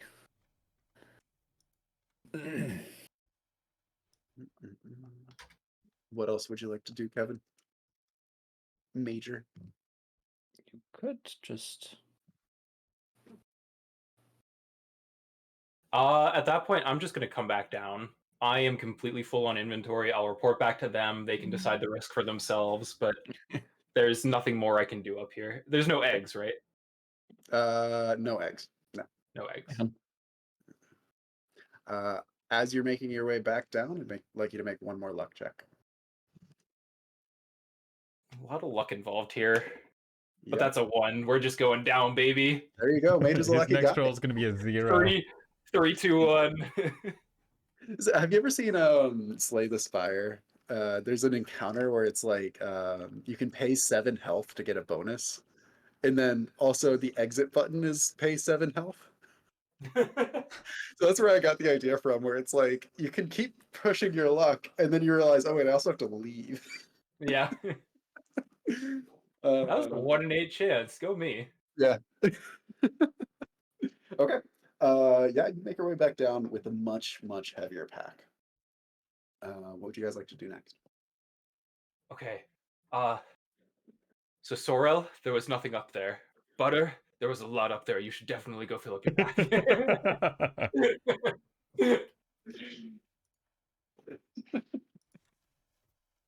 I don't But there know was- if there I were- have. I would most likely be seen. Agreed. I pushed my luck as is. Barely made it back alive. Can I but there push is a your very luck as shiny well in ring. my stead? We've got to leave space for whatever's going to be inside of the tower as well. Don't forget Stay about that. focused, Butter. We're running out of time. We have to go. I would if we had more time. I definitely should have gotten advantage on those luck checks because of the flower Oh petals. no, I already had a plan for that. Oh, okay. I would have given you advantage on hiding. Oh, okay. Cool. Stay still, and then it's like, some petals. Yeah. The crow notices some debris has fallen in its nest, so it simply picks it up and drops it out of its nest. Onto the snake. And that was the end of Major. Yeah. All right. I vote that we go into the branch through the wall. See what's on the inside of this here tower. Agreed. Where is that weed? Let's see. Outstretched branch. You guys can't see my table full of things when I open it up. Right? No, No, it just minimize. pauses String your. paused. Okay. Yeah, so it, the branch kind of penetrates its way all the way into this big hole in the roof. The roof is like kind of a red shake kind of roof. It's made of wood, and there's big wooden rafters up above you. The wall has collapsed in on itself, and that's where the branch goes in. It goes pretty close to the rotting floorboards of this kind of attic space of the tower. And you're able to kind of drop yourselves in nice and easy. Let me Mission successful, boy. mission successful. Wizard infiltrated. I'm in. Boy. Sorry. I should have numbered these. We get into the place, we look up, and the owl is right there looking at us. You were the least stealthy mice I've ever met. I can't believe you 2 mice would break into my home like this, and you knocked in some flower petals as well. Okay, sorry. I'm going to make an on-the-fly adjustment because I forgot to rate this part. Whoops. I literally just missed a room. That's okay. We'll just do something else. Okay. So you enter kind of a large attic space, and just kind of piled everywhere is a bunch of like old human furniture. There's like hutches and cabinets and chairs, and there's a like big fluffy sofa with like stuffing poking out. And you think if you could bury yourself in that fluffy stuffing, you would be the happiest mice alive. I'm gonna go Um, bury myself. Yeah, Butter also starts walking that you direction. are the happiest mice alive for a few minutes. Um, the other thing you'll notice is that there are a few white mice milling about on the floor of this attic, and up above are some exposed rafters. Um, you don't see anything up there at the moment, but you do get some hints of like kind of twigs of a nest at the top of the rafters.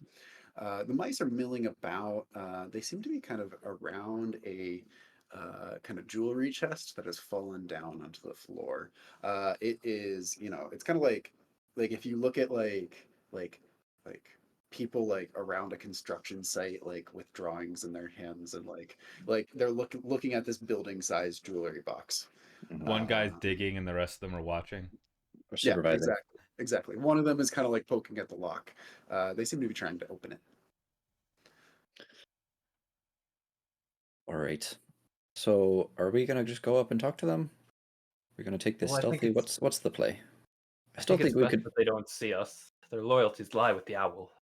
I don't know that we have to be enemies with the owl. I think we could still, the folks in town didn't seem to hate him. We could play it I straight. didn't choose to Doral. be mortal enemies with the owl. He chose to be mortal enemies with me. I'm pretty sure he's never heard of you. We've got his It's property that we also recovered in an it's above also board way. random encounter time. You must be the worst Oh, mortal nemesis I've ever had. But you have had me as a mortal nemesis. I don't know that I have. Yeah, I mean we're here to return a book belonging to the wizard. No entrance when we came at the gate, so we made our way in. I don't think we have to necessarily hide. They Haven't are done anything wrong mice. yet. Yeah, exactly. We could at least talk to them, see what the measure of the master is, and go from there. It is going to be significantly more difficult to steal our wares if they are aware that we are here. Major, you're white, right? Just go down there and say, they'll let anyone in this in this place. And they'll all just be best friends with you. What if only one of us went down? They don't need to know that 3 mice came in. Maybe they think only 1 mouse came in. I could go down, talk to them. Which one wants to be the sacrifice? Which of us can run the fastest? I mean, I'd be happy to go down and talk. I think I can talk my way out of, any potential danger. And worst comes to worst, I've You got have the backup. least treasure on you. Also that. the other two won't feel like they need to go loot your corpse after you're dead. Yeah. Well, we can't let his slingshot.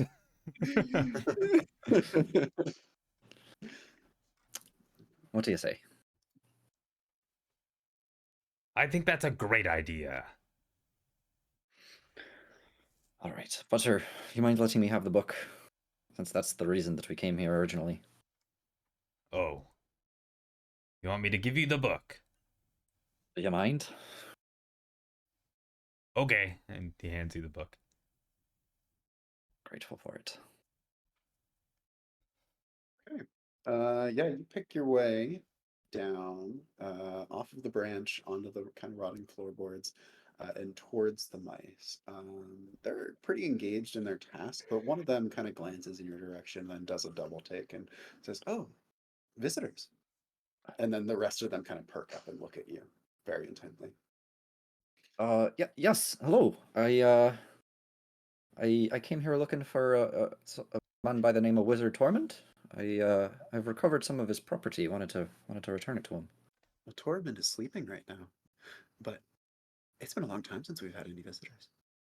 Oh, sorry to hear that. It must be a dull life. No, not dull at all. What do you do around here? What are you working on right now? We help the wizard Tormund with anything that he needs. Right now, we're trying to open this giant box here. Any luck so far? Oh no, no luck at all. The witch Morrigan, she gave us a hint, but she doesn't speak plainly. She only speaks, um, well, you'll see. Would you care to help us? I'd be happy to. Any idea what's in this thing? Wonderful. Valuables, I think. Oh, glad to hear it. You mentioned a witch? Yes, Witch the Morgan? witch Morrigan. Can't say I'm familiar. No, she doesn't spend much time here, but she's around today. What manner of creature might she be? Morrigan, she's a crow. Oh, say she Yes. might have some information. Well, I'd love to meet her if we can get her attention. Oh, she would love to meet you. She's been waiting for you. Oh, she knew we were coming. She always knows. Seems like a smart lady. If Major can hear this, his eyes like wide. He's like, Morrigan knows all. Well, seems like the person to talk to get this box open then, eh? We did talk to her. Would you like to hear what she said? I would love to. Oh, we have it written down here. I'll read it aloud for you. And he Right. takes out a little piece of parchment and clears his throat. Answers you ask of me, yet only stories do I tell. There were once 3 cardinals quarreling over who among them was the greatest. It was decided that the greatest should lead and the least should follow. During the quarrel, 2 cardinals tumbled head over heels and fell. The 3rd cardinal wasn't considered even until it lost its head. These cardinals 3 are key, and no more will I say. And he'll kind of hand you the piece of paper for you to read. Interesting. Cardinals.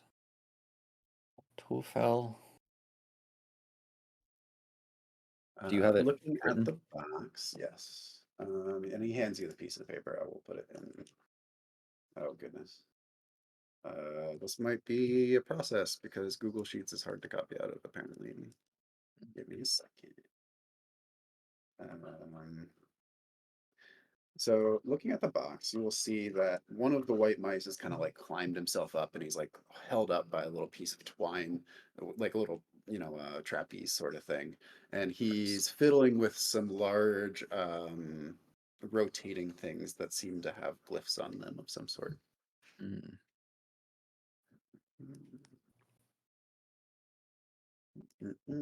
Might there be bird glyphs on any of them? No bird glyphs. Oh, interesting. They seem to be numbers of some sort. Am I smart enough to recognize numbers? I would say that they are, you wouldn't know what they're called, but they're Roman numerals. And after some study, you'd be able to, and maybe asking the mice, you'd be able to determine what each number is. Are they Roman numerals or nomen runimals? There's no gnomes in this world. I beg to Bummer. differ. Well, Are they according- Roman numerals? No. Mm-mm. Are they Would make groaning? sense for them. There you go. Once were 3 cardinals swirling around. Greatest tails and fell. Wasn't even considered even until head. Where was this posted? All right. Put it in General Grubnug. I would then, we can skip through the conversation of understanding what the numerals are. Mhm. What are the values of each tumbler? Is it like 1 to 12? Sure. Watching them go up and down for a little bit, the mouse it seems to be kind of fiddling with it. It's 1 through 9 Okay, in Roman numerals. in Roman numerals. All right. All right. Well, let's see what we can do here. Seems Actually, like let me amend that. Not Roman numerals. Normal human numbers. normal numbers. Okay. Normal human numbers? Pretty sure I the Roman see. numerals were also used that way. No, So Romans they're were just- humans. The Romans were wild. So they're just man numerals. Man numerals. Is there a 0? No 0. Just 1 through 9. All right. Well, I see 3 places to input a number and a story concerning 3 creatures. Seems to me like there's some sort of connection there. Greatest should lead and the least should follow. I would imagine that the highest number goes first and the lowest goes last. 2 cardinals tumbled head over heels and fell. The 3rd cardinal wasn't even considered even until it lost its head. So could only what are these numbers? Hold on. I wrote even twice. Wasn't considered even until it lost its head. So it was odd until its head came off. Which of these could that correspond to? Perhaps the 7? Chop off the top and you're left with a 1? Nope. Butter and Major, are you still hiding? Yeah, we're not I down have no there. idea there's a puzzle. Yep.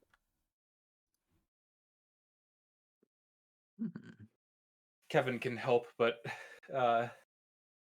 Major cannot.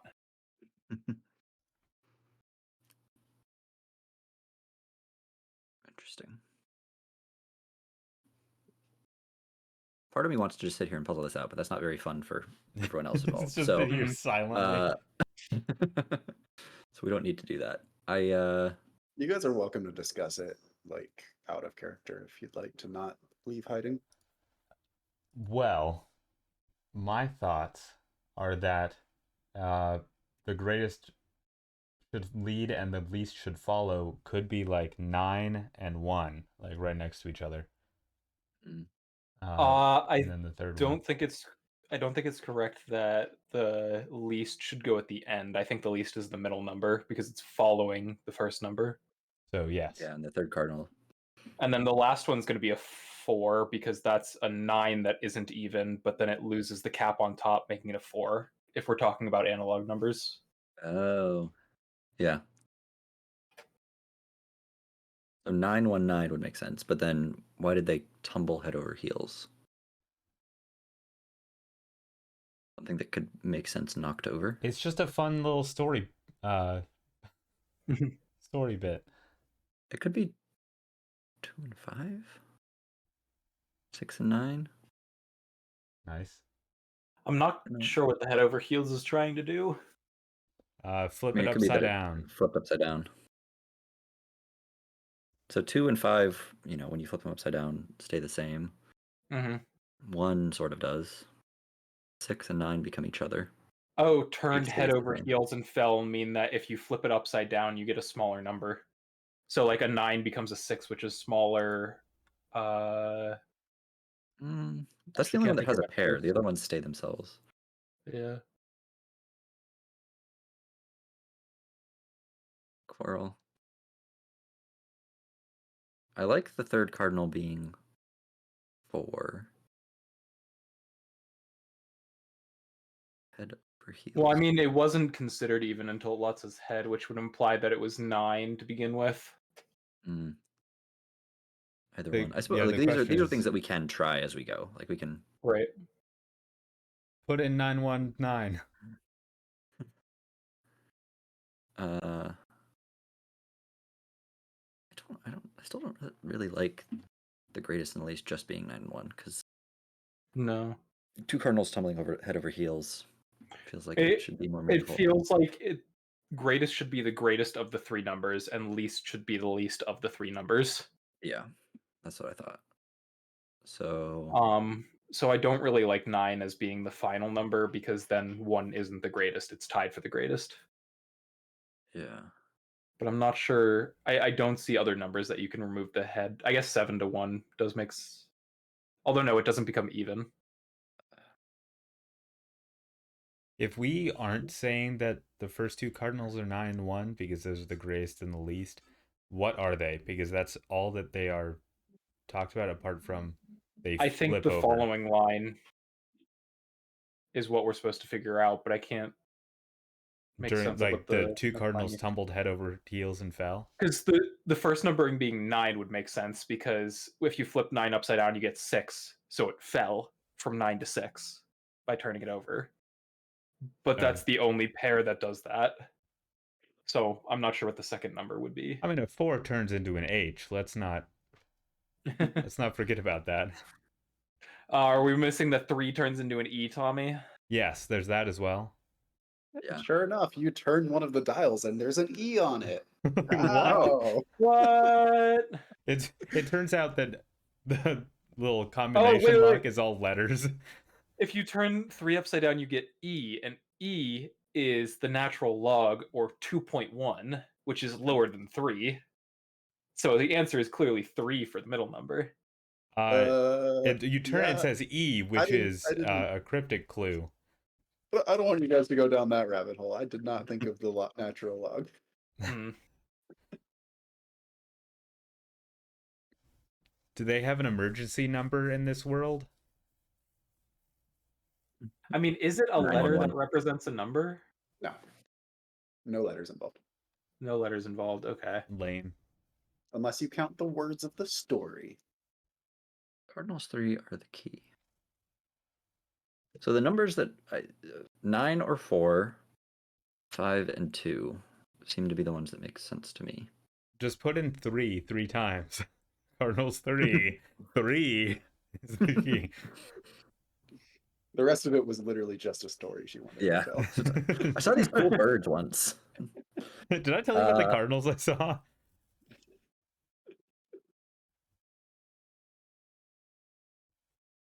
My first guess would be 952. Why not 925? Assuming greatest leads least follow, that they go in descending order. Well, when I'm still not sure if follow means that it goes in the second slot or the third. Because the way I'm I just read assuming it that- makes it sound like it follows the greatest number. I'm just assuming that it's all of them. Like whoever's higher goes first, and the least goes I next. And I would understand it both ways. I can understand it being tricky, as in like the least follows immediately behind, or it just goes from highest to lowest. Well, how about this? I'm gonna. Sorrel is gonna call up to the mouse that's up there and ask him to put in 952, because presumably there's not a failure state. Like if you get it wrong, it's not gonna. It eat the explodes. The Yeah. the mice all clap appreciatively, kind of in creepy unison actually, and then the one up on the trapeze kind of shifts the giant lead mechanism into place, and it clicks, and then they try and flip the latch, and it's stuck. Not that one. Butter I mean, is worst case watching all scenario, this. there's only about 1,000 options to try. Less even. I guess Less than zero. the 2 flipping head over heels don't necessarily have to be the first and second numbers. They can be any 2. I mean, I had them as just that making 3 in the order was last. Mm-hmm. So did you do 925 or 952? I did Where did you? 952. Try the other one. I don't know why you're using 2 and 5, because we're not using Is the it- third cardinal at all. The third cardinal is 9. Oh, 9 becoming 4. I was using 5 and 2 because those are the ones that can tumble and still be a number. Mm. But is the third cardinal the one that goes in the third spot? Are they Maybe. just all 9?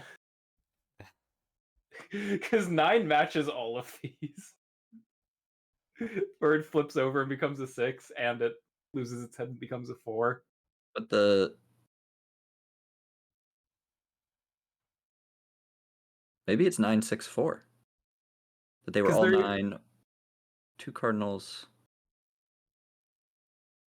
Or if it was Because why would they be fighting if they weren't all equal to each other? Because they wanted Yeah. to. Otherwise, it there would was be a civil clear who was rivalry. the greatest. I don't know. I Let's try it. like that idea. Let's Let's try do it. it. I think it's just 999. We'll try 999. Sure enough, the mouse kind of muscles them into place. The mice all clap appreciatively again, and Creepy. tries the latch. It doesn't open. I would Aw. wait to clap appreciatively until we find out that it's not a waste of time. Let's do the other thing that you said. What was it? 964? Yeah. I think that makes sense. I also 9, 6, and 4. I would understand if the third cardinal wasn't considered even. So it is now considered even, as in it is now an even number. Yeah, until it's now opposed to- 4. Yeah. So 964. Mice try to muscle it. They clap appreciatively yet again, and muscle it into place, and it takes a long time and nothing. One of the mice kind of clears his throat and goes, the witch Morrigan, sometimes she plays games with words. The We answer is- know. We hate people that do that. Major yells from the sideline. what I'm saying is that, she wouldn't ask you to. Sometimes she plays games with the letters and the words. Butter, as an aside, as to not be Also, heard, says to 30 Major, minutes have passed while you've been puzzling over this. It's time for a random encounter. this might not be the best time to say this now that we're about to Oh. get a random encounter, but I'd rather have the snake. I see it. Yeah, 7 is the. 7, yeah. Oops.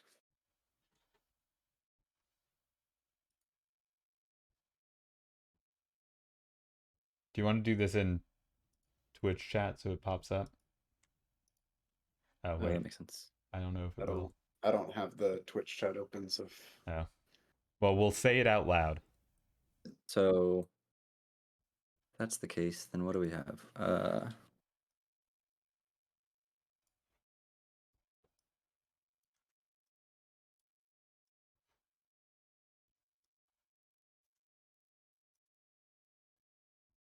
Tumbled head over heels and fell.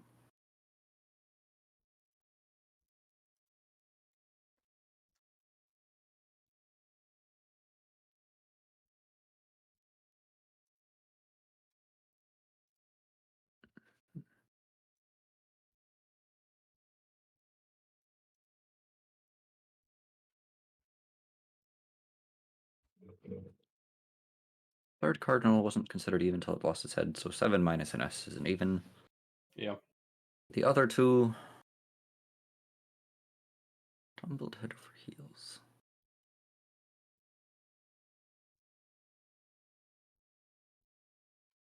Anything else that you can do with or reorganizing the letters and other letters? Letters and other numbers?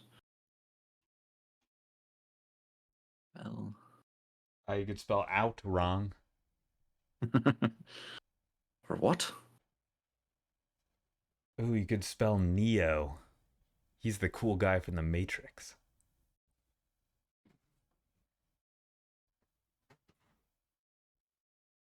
You could spell 9, but in German.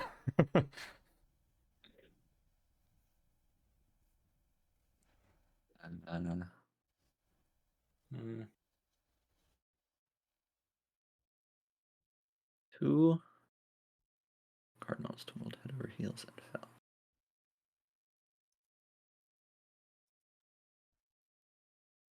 I really like 9 turning into 6 for that one. Yeah. That's not to say that the second one would be parsed in the same way. It could be 9 parsed that way and then a different one parsed a different way. Yeah.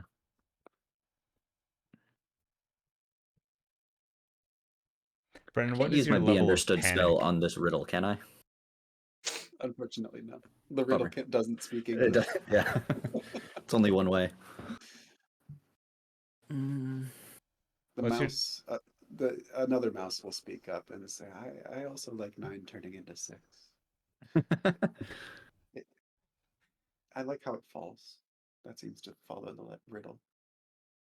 All right. Well, shall we try 967? And then 976. 976. But 6 grows when it turns into 9. Yeah, but one turns into the other. I heard that 6 was afraid of 7. Maybe they can't be next to each other. 9 to 6, or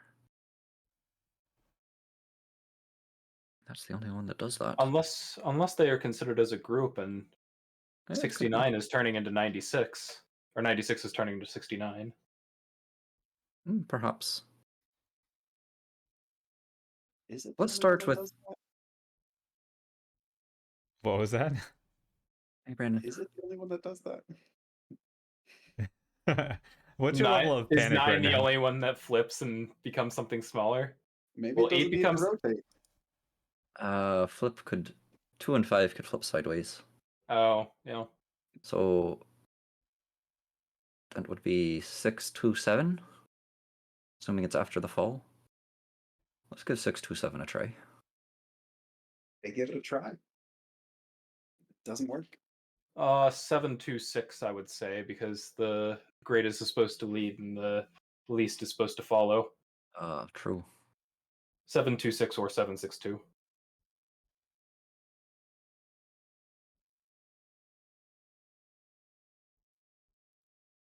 We try that. Or wait, but we're doing 7, which is before it lost its head, so it would be 9 and 5. So it would be 9, 5, 7.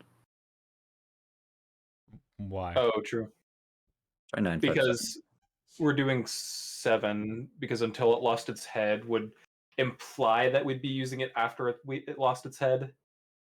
But because it's still 7. 9, 5, 7, and it doesn't work. So 9, 7, 5. Yeah, 9, 7, 5. Doesn't work. And it's time for another random encounter.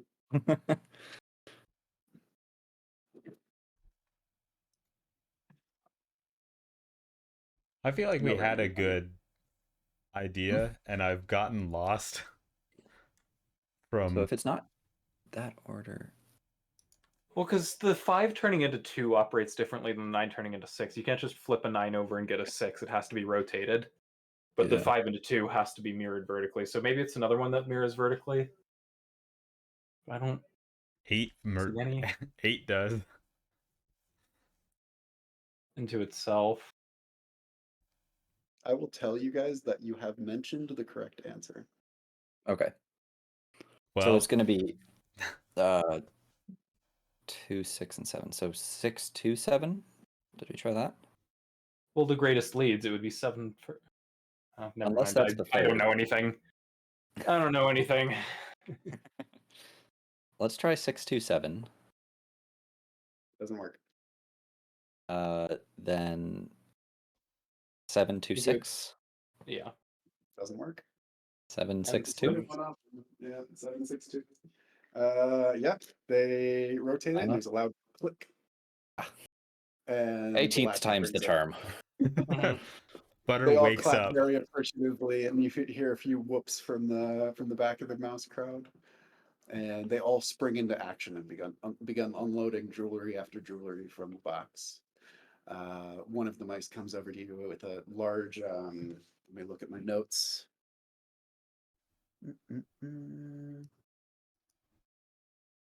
Goodness, where is it? Oh, why did we have Sorrel go down? He's gonna earn treasure.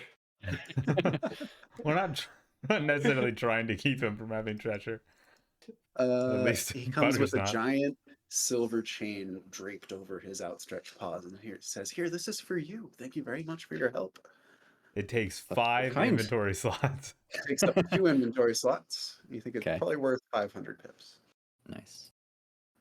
And he says to you, "I think the wizard Tormund would love to meet you. I can go wake him for you if you'd like." Oh, I mean, I don't want to disturb him, but I would love the opportunity to meet him. No, he would love to meet you. He's always looking for new mice to meet. Well, I will happily take that offer. He nods eagerly and then scurries off, and then you can kind of see him climbing up a small column up to the rafters. You've got a few moments to wait if you'd like to think. Yeah, I would. I'm gonna take the book out and set it down next to me, in clear view. And compose my thoughts, I guess. Try and make eye contact with my compatriots, and just be like, "Here Oh, we I'm go." gonna scurry away and start looking for stuff to steal. Because he's clearly gonna be distracted by this conversation. Sure. Let me roll on a random table. Let me go into this other room and roll on a table. First of all, the first thing you notice is that there are mice scurrying everywhere now that the treasure chest has been opened up. So you think it'd be a little bit risky for you to kind of move around in the open and try and steal things if you're trying to remain unnoticed. Given how they reacted to Sorrel, you don't think they'd be openly hostile to you, but you don't know what they would do if they saw you stealing things. So you could try and like go for like the more valuable stuff that's out in the open, or you could like kind of pick around the periphery and see what you can find in the shadows. It just occurred to me that my inventory is completely full. You can always set things down and come back to them later if you'd like. Butter, come with me. I need to go get my book. I'm actively. It's like next to me. I It's all right, trusted he him can with ha- that book, and he put it down. He can handle it. He's just making sure the owl doesn't think he was hiding it. I don't fully understand your meaning, but I will accept it. You don't blindly. fully understand many meetings. I'm just asking you to trust me. That almost sounded like an insult, but you are my friend, and I will let this one slide. Yes, friends would never insult each other in a way that they wouldn't understand.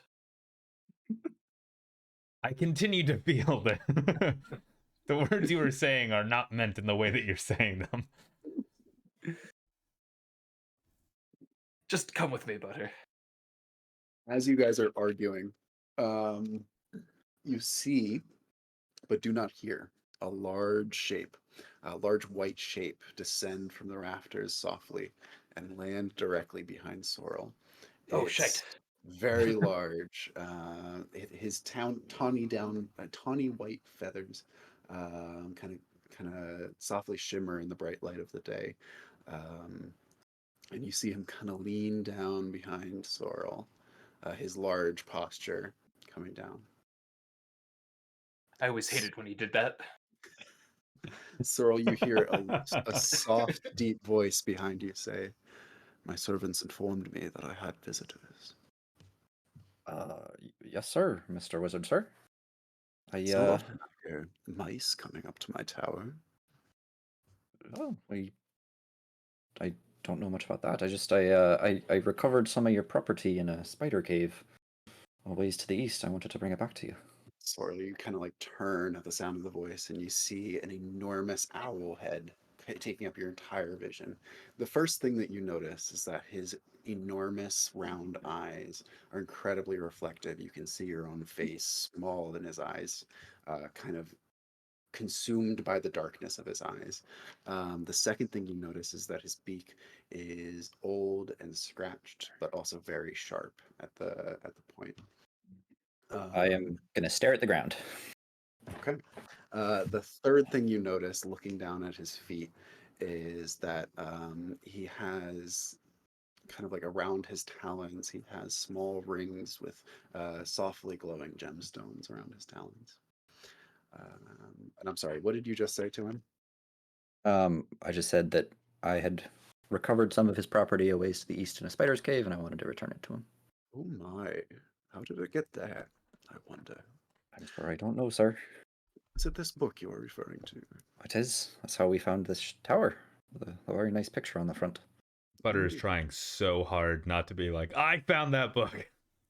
And as if a spell has been broken, his gaze moves away from you and onto the book. You realize after he looks away that you have been shaking softly in the light of it, in the soft steadiness of his gaze. Still probably shaking some. He kind of like shuffles over, looks over to you for a moment, and then like looks down at the book and begins flipping through it and says, "How did you come by this in a cave of spiders, I wonder?" Oh, like I said, I don't know the first thing about how it got there. We had been chased in by the storm, and I met a few injured mouse folk who were asking for help. And you helped And them. taken by the spiders. I did, sir. Did what I could, at least. That's very kind of you. Not everyone Very made it. noble. He flips through the pages a few times. Major and Butter, what are you guys up to as the conversation's happening? Butter's inwardly seething, but going with Major. Are you picking around looking for loot? Potentially, yes. It But looks like acting Kevin's as on the if we're fence, I not. think. while Kevin does that, we'll go Oh, back to the sorry, conversation. I was muted. Oh. Yeah. Uh, Describe to me like what you're doing and like kind of your attitude as you're picking around. oh, I'm staying to the rafters and I'm trying to get a view from above as to like the order of where everyone is going if they're trying to take all the treasures to a single location. Sure. Never They seem let like the they're treasures go to a secondary location. they actually seem like they're spreading out, and there's a whole bunch of little like cubbies and nooks scattered around. Some of them like lined with straw, and some of them not. And it's like a well-oiled machine with these mice. They seem to know exactly what their job is without even talking to each other. One of the most important things that you'll notice actually is that the largest hutch in the room is locked and boarded up. And as you're looking, taking in your surroundings, you see the hutch kind of shift very softly. Almost you wouldn't have noticed it if you hadn't been looking directly at it. But Hmm. you watch it for a couple more seconds and then it kicks to the side again. Something alive might be in there. Hmm. While you're picking around kind of the periphery of the room and taking things in, I want you to roll me a luck check. If you Mhm. roll a 3 or lower, you will get a magic spell. Ooh, I I like rolled a that. 6. I rolled a 4. You find nothing but loose straw, but you have time to keep looking as long as Sorrel is talking. Sorrel, the wizard Torment, has taken a few moments to pick through his book and say, "Well, I'm very grateful for you returning this to me. Tell me, where do you come from, Small Mouse?" Oh, I actually don't know. Do we know where we come from? You can make up a name if you want. I'm from Smallville, Smallville. quite a ways away. I actually originally came to this region to try and get into Emmertal Manor. Apparently, it's been closed for a while though. So I'm sure you had no luck there. Did you visit there? I haven't made it yet. As I said, my caravan was on the way and then got washed off the road in a rough storm. Got Oh mixed up my. with those spiders and decided to come here. The mouse folk that we rescued said that Emmental had been closed and we wouldn't have any luck there anyway, so came this Indeed. way to return your property and to look for work, I suppose. Oh, you were looking for work by Oh, yourself. aren't we all? A solitary mouse on the road by himself. That's very dangerous. I mean, it's not necessarily my first choice, but we do what we gotta do. And It'll be the end of me soon for sure, but until then, as you say that, his head lurches away from the book and puts itself directly in front of you again and says, "Did you come up here all by yourself?" where would you call here, sir? Up to the town? "To the rafters of my tower." Oh, aren't we all alone in one way or another? Clever, but not an answer. Sorrel is an atheist. We are Well, always aren't constantly we alone. I I simply ask because I'm concerned about your safety, little mouse. There are many predators, even within my grounds. I've met a few. There's some rats on the road. There's a nasty snake on the ground down there. Don't know Yes, if you he's know been about a him. problem. Yeah, I'd imagine. It's got something magical going on with the scales, I think. Indeed. You're lucky he didn't use the magic on you. I'll swear to that, sir. Perhaps he wasn't hungry enough. Oh, whatever the reason, I'm grateful for it. Well, you escaped him by yourself. Hmm, with a fair amount of luck. Indeed. His old trash home was a bit rickety. Took my slingshot and knocked it down. You Gave can me see enough time to get smoke out away. the window. It's like it's a full blown fire now. Make a will save to try and deceive him. Technically, I haven't said anything that's not true yet. It he has made his meaning clear. Oof. You are intentionally evading his questions. Yeah, that's 19 out of 12. He kind of blinks once and then moves back to his book and says, "Very well. I thank you for the return of my property. You're welcome to stay the night if you'd like.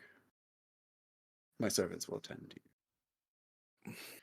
In the meantime, Major and Butter, what would you guys like to do? I'm just gonna observe the cycle of this door that has something living behind it and see if there's an opening for me to do anything. So it's not a door per se, it's like a Or hutch standing in the yeah. middle. And it is very clearly like boarded up. In terms of like an opening to do things, you think that you could get yourself behind the hutch because there's not much activity happening behind the hutch, and kind of snoop around there if you'd like. Okay. But I would have to descend out of the rafters. Indeed, yeah. Okay. Yeah, so I'm gonna look for an opening where the mice aren't going back and forth, or at least there's a lower quantity of them, and try to get behind the hutch. Okay. Yeah, you pick your way down. I'd say since you're being so careful about it, I'm not gonna have you make a save or anything. And Okay. so you get yourself down behind the hutch, and you kind of tip and like tap the back and sniff the back, and you're looking for any sort of hole to get in the back of the hutch. And actually, to your surprise, it's not just seamless; it seems magically sealed. Hmm. And as you're inspecting it, it kicks again. This time, very loud in your ears. um, let's see. I'm guessing I don't know any good ways to break magic seals. I'm gonna lean against it and sort of like make a cup with my hands so I can like try to talk through it. Are you okay in there? There's a like the kicks are still happening quieter. It's not like shifting the thing. You can hear it as you get really close to it, like really soft, kind of like clicking and tapping and everything. And then as you talk, the tapping stops for a moment. And then you hear an ungodly shriek going inside. It didn't pick that I have up we, at no we words didn't to all. hear put any of that that. shriek. We didn't hear any of that. I can't shriek out loud, but basically, you Yeah. hear an ungodly shriek coming from inside. The wizard in front of you, Sorrel, all of a sudden straightens up and looks at the hutch and says, "Pardon my guest." Everything And all then right, goes back sir? to the book. Yes, I've had a bit of a troublesome roommate for the last few weeks. Seems mighty unpleasant. Indeed. That chest, that hutch over there is full of magical artifacts that have some useful, but they've been infested. Been looking for the right mouse to clear it out, in fact. Oh, well, that sounds like work to me. Indeed. Something I'm in the market for. A mouse that I can trust. You'll find no more trustworthy mouse than I. That doesn't bode well for other mice, I'm afraid.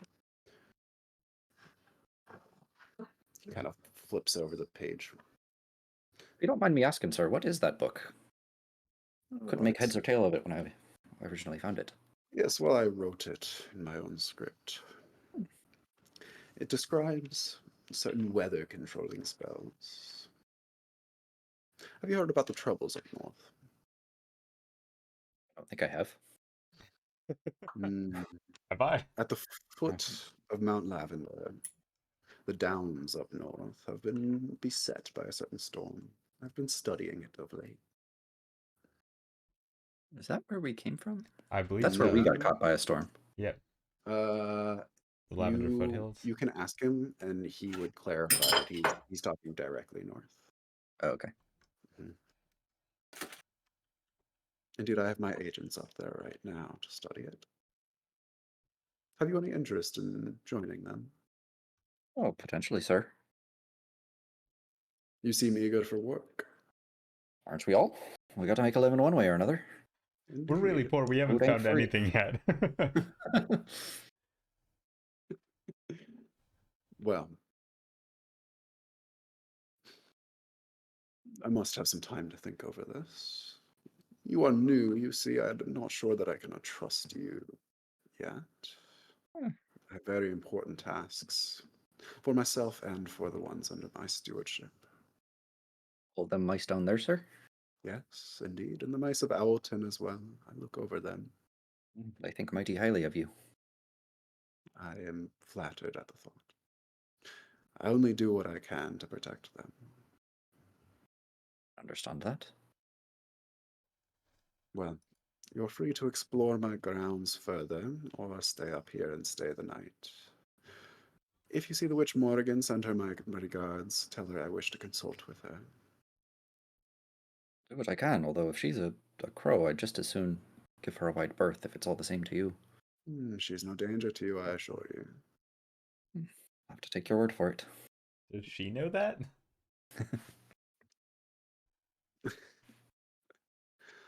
The wizard will kind of turn the last page of the book and say, well, everything seems to be in order.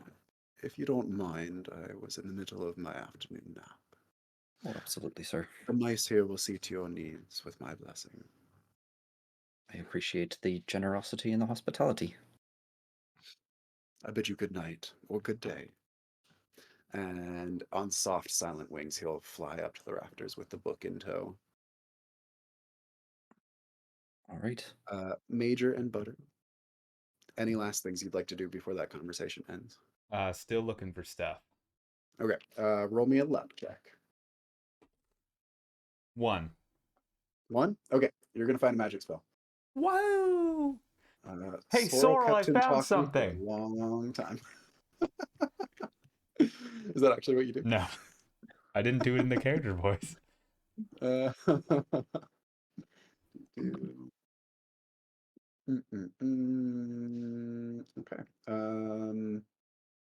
We need to roll 2d8.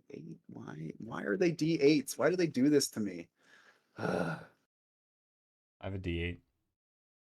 Yeah, well, you're not the dungeon master. Game Master. Oh, excuse me. The Mausritter. Ooh, that's a fun one. You're gonna find a spell called Ghost Beetle. It creates an illusory beetle that can carry 6 inventory slots worth of items for a number of turns equal to dice that you roll. I'm 6. Times 6. Nice. Almost like having a ghost companion is something that could be well utilized in this campaign. You have to be able to persuade them. A little bedside manner goes a long way, Kevin. She just Okay. didn't really want to. She just didn't really seem to want to save her sister. I'm just saying. Do it. Help us. I don't know if I want to. So at the end of the conversation, Sorrel, one of the white mice, will come up to you and be like, we have bed and lodgings over here if you'd like. Oh, It'll show you to one of the very comfortable little straw cubbies in the wall. very kind of you. I appreciate the offer. If you have any other needs, come to me right away. I'm glad Tormund, what would you say here? Seems to like you. Hasn't eaten you yet. Didn't eat you? The wizard Tormund seems to like you very much. Oh, I appreciate that. I like to think of myself as a likable guy. What do you think of him? He's a kind master. He's very kind. How did you find your way up here? Are you originally from Owlton? Yes, I grew up in Allerton, yeah. I came here because I wanted to serve my community by helping the wizard Tormund. An honorable goal. Hmm. How long have you been up here? Oh, a couple of years. Is that sort of the normal story for you and all your companions? Yes, some come from all over. Some want to learn about magics, and some want to be near the wizard Tormund. Is What there is that? just from a world perspective, when they say years, are they mice that live for like 3 years, or are they talking about mice years, or We'll say a couple of seasons then. I didn't think about that. Yeah. A I couple just of wanted seasons. to, like, if they Yeah. live for 20 years or whatever, that's fine. Just Yeah, I mean, I think mice live longer than a couple of years in this world, but Mice live like 3 years. in this world, they These live ones can use longer than a couple of knives. years. And I will tell you why. You It's don't know because that the game mice has can't- seasons built in, and I'm hoping to not kill you after 8 seasons. I'm Uh, expecting to have a new character by then. I am. You're doing your best effort, Yeah. I was kind of when we met the snake, I was kind of expecting to have a new character today. dude. You were going to die, and Ben came up with a clever plan. You better thank him.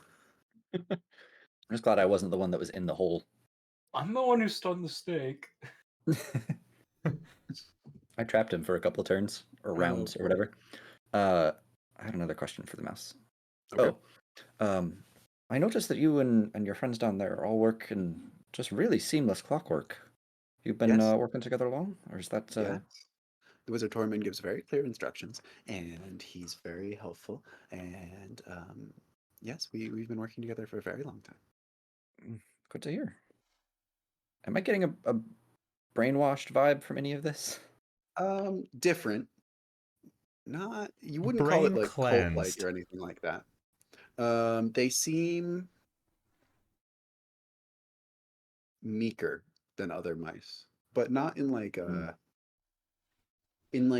they're not used to having to fend for themselves kind of mice, if that makes sense. Okay. Like they feel very safe and maybe a little bit soft. Okay. It's fine. All right. Well, thank you very much for the hospitality. I dig in here and take a rest, but I'll call if I need anything. He'll give you a very deep bow and then scurry away. All right. I'm gonna eat some of the free food that's here, because why not? Mhm. If that And can be your meal for the day. after a little while, I guess I'll try and hook up with the other two in some way. We do need to You be could say- hidden. Yeah, but he said that I was free to just wander, so like I could just leave. So I will say, it's getting to 10 o'clock. This seems like a good stopping point.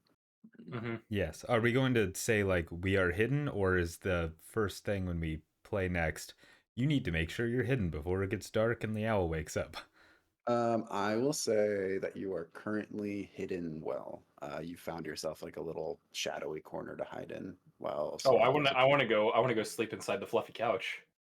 Oh, great. Yeah, you're able to sneak your way in there for sure. Cool.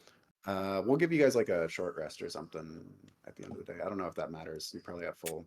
Yeah, Don't Yeah, really I'm need good. it. Yeah. I mean, characters could still take it, I'm sure. You It could was an eventful day. I mean, it is about noon right now. Man, We've been here for about 4 hours. the And time zone in 3 hours of Nashville that is was weird. trying to get the yeah, jewelry box open.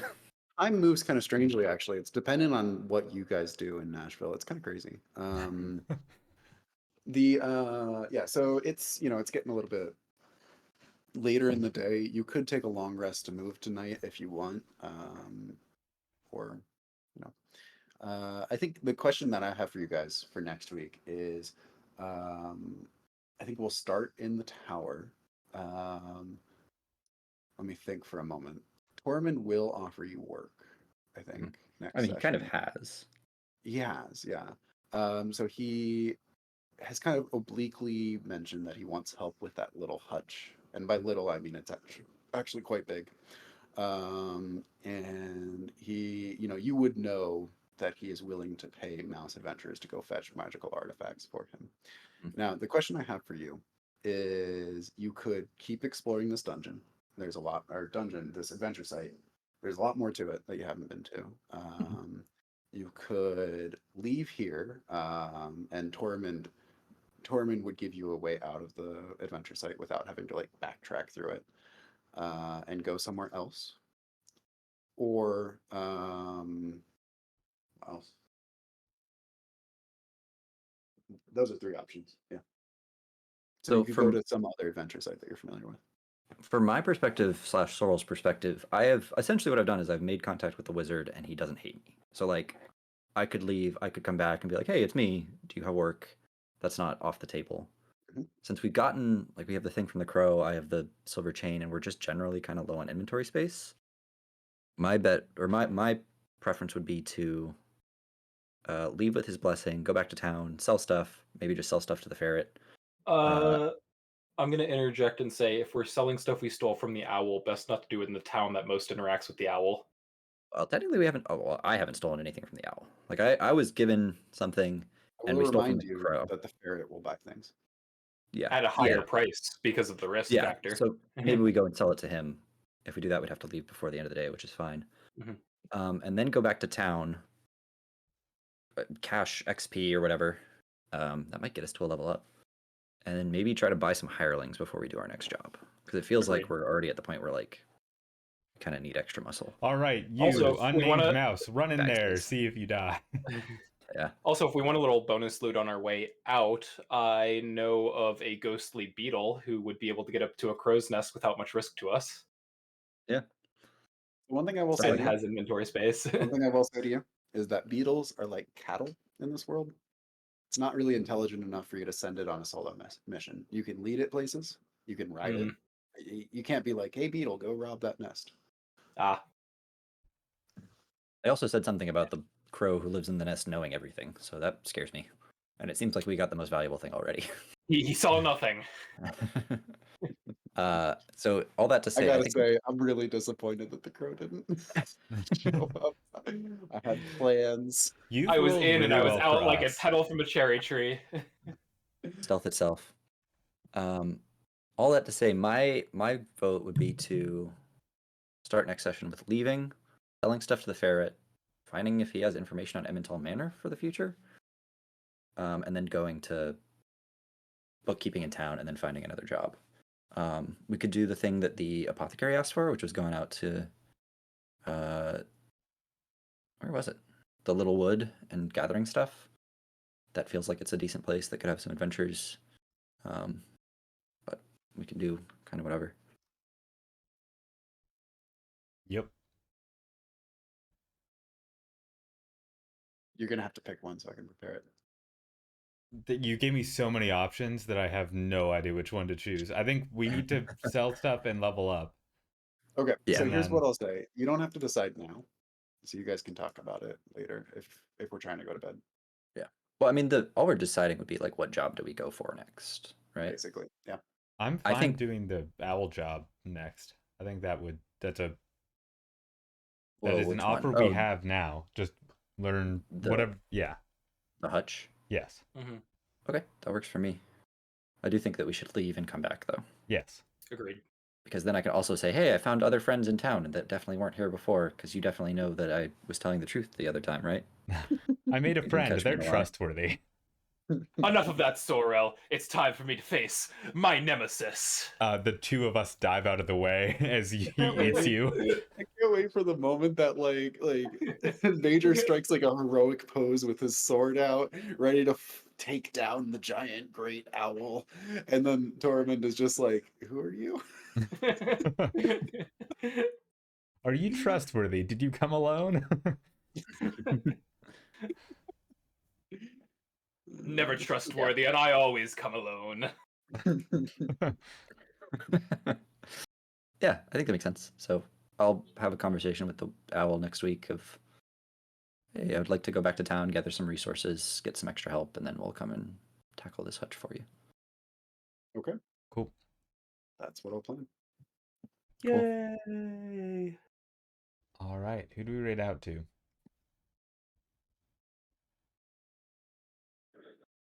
Marine mammals? Here we go. Sounds good to me. Brandon, is there anything you want to say before we raid out?